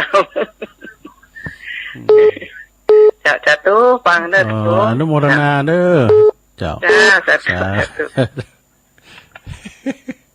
มันจะมีแต่นะโตอันรู้เจ้าเนี่ยงามเนี่ยแล้วก็พร้อมของกับเขียนที่น่ะเกือบตุนะเกือบตุนะเนี่ยคนชื่อตุเลยคนไทยหมดเลยเจริญปอนภาษาเจ้าจะรู้แม่ทีมมาเจ้าแม่ทีมป่าเดชเนาะฟังแต่เจ้าแล้วได้สาวโอ้ดีค่ะป่าเดชในเมืองเจ้าชัดเจนดีเนอะโอ้ขอบคุณหลายๆเนอะเจ้าไม่ใช่เกียรตุนะเจ้าสาธุสาธุขอบคุณแต่แม่จันติบแสงทองเดินเนอะแม่จันติบแสงทองก็ฝากซองมาแล้วเรียบร้อยกับญาติธรรมเบิ่นตยแม่ครูทองคำที่วงคำวันนั้นประมาณ3 กันรถตู่เนาะจากพี่น้องเสาหินต่อตุงยาวเปิดประวัติเจดินละโลดมานี่กะเจริญปอนการนมัสการเจ้าไม่ฟังอยู่เนอะเจ้าแม่สุกแก้วมาละเจ้าสีโพธารามเจ้าชัดเจนดีเนาะเจ้ายินดีหลายๆเด้อสาธุ0899555656เจริญปอนเจ้าสุลุงแม่แหลงแม่นิ้วหนูภาษาเจ้าโอ้ไม่ลงสายฝนเจ้าแม่ ลงสายฝนวันนี้เพิ่งกระถิ่นเพิ่นมาวันนี้กะมาวันที่17มีวันที่17แล้ว7ฮะมีวันที่17อ๋อน่ะก็นึกว่าวันที่17ว่ะใช่17เนาะที่ในหมู่บ้านนะคะเจ้าอ๋อก็เฮาก็อันยกยอดให้มาคนใดคนหนึ่งไว้ก่อนก็โดยกันไปเป็นกฐินสามัคคีเนาะจ้าปีไหนมีตัวเดียวแม่แล้วกำลังใจทุกวงเลยขอบคุณแม่ลงหลายๆเด้ออนุโมทนาสาธุน้องผักขาวเอิ่นประดังพ่อครูชัยด้วยเด้อเจริญปอนกับไปสาเจ้าตู้ลุงยองแม่บุญพินนะเจ้าพระชัยวัดนะแม่บุญพินจำได้ได้ดีกันเจ้าแต่แช่แรกมันมีฝนเนอะเต้กะไม่เคยมีแล้วก็ฮะเจ้าจะมีอยู่วันไหนนั่นมันจะมีอยู่นะเนาะเจ้าเป็นกำลังใจนะเจ้าสาธุขอบคุณแม่เด้อแต่ว่าก็ปกกำนันสันติสุขชัยวงศ์ก็มารวมทำบุญโดยน้องผักขาวขอบคุณเด้อปกกำนันเด้อพี่น้องทั้งหลายปิ้งก็มากันหลายแต่ว่าเนี่ยนะตอดกฐินไปแล้วแล้วลงอกลงใจคำนั้นนี่มันกึดมันได้ไปไหนกันแล้วก็ลงใจเจริญปอนเจริญปอนฮัลโหลไวชาค่ะหลวงพ่อเจริญปอนโยมอยู่ตั้งใดอยู่เหมือนฉลองค่ะอำเภอแม่ฟ้าหลวงจังหวัดเชียงรายค่ะโอ้แม่หยังนี่มาไกลได้แม่เอ้ยบุญมาค่ะแม่เอ้ยบุญมาเนาะค่ะพอลวกค่ะเผาลวกอ่ะค่ะขออโมทนาดูนะคะดีกันอันอยู่อันโยมฟังทางอินเทอร์เน็ตกะค่ะอยู่บ้านเนี้ยก็อยู่เนี้ยอำเภอเนี้ยก็อำเภอแม่ฟ้าหลวงเชียงรายค่ะแม่ฟ้าหลวงดูค่ะจากดอยตุงทั้งนี้ค่ะไปทางดอยตุงมาเนาะค่ะชัดเจนนี่เนาะอันแม่เนาะชัดเจนนี่ค่ะพันทุกตนทุกองค์ค่ะมือเจ้ามือเดียงก็พังอยู่ค่ะก็โทรมาพร้อมก็ได้เนอะค่ะเมียหมอโทรถ้าหลานไม่มาก็เมียก็หมอโทรค่ะเอาหือหลานเต๊กหือเนาะค่ะขอบคุณแม่เอ๋ยเนอะขอไว้ชาค่ะกำลังใจทุกตนทุกองค์นะคะอันนี้พี่น้องเผาลวกเนอะเจริญปอนรัชการชาปิดยากจังเลยหลวงพ่อกฤษมาแล้วครั้งแรกเป็นไงไม่ค่อยยินผมอ่ะได้ยินกะได้ยินได้ยินมันมันตกฮะตกบ่อยโทรศัพท์กดอะมันตกโดนพื้นปูนไอ้พื้นไม้อ่ะดีกันบนกุฏิเนี่ยตกบ่อย2 คนนะ2-3 คนฝนตกมันจะฟ้าไม่ตกฮะฝนไม่ตกแต่ว่าไอ้โทรศัพท์มันตกแต่ได้ยินชัดเจนอยู่นะได้ยินชัดเจนมาดีกันได้ยินชัดเจนแล้วมันเป็นที่คลื่นของฝนหรือเปล่าไม่รู้สิตอนนี้ชัดเจนอาจารย์ได้ยินไหมได้ยินชัดเจนดีชัดเจนดีครับเดี๋ยวตอนนี้ชัดแล้วเอาเราเท่านี้ก่อนวัฒการครับไว้สาอันนั้นอย่านมัสการครับปวดดูก่อนจะคืนใดเปิดปีคนไทยทุลุงไหว้สายเปิดทำหัวเรืองกันเนาะทุลุงมาขี่กังเมื่อนะแล้วเด็กก็ว่าผมไม่ใช่ไม้นะมาดีกะสุมาเนี่ยมันปากมันมอลงไปเนาะสุดท้ายก็ไอ้แม่มันติดดีกะพยายามบ้าคือมันวานะอย่างตู้เจ้าก่อนเป็นตู้เจ้าไทยไอ้หาหมดว่าอย่างเขาหลงมาฝ่ายไอ้หาเนี่ยเนียนถามมันกินข้าวฉันข้าวง้ำอร่อยไหมหลวงพ่ออร่อยมากกว่าไอ้หา177เจริญปอน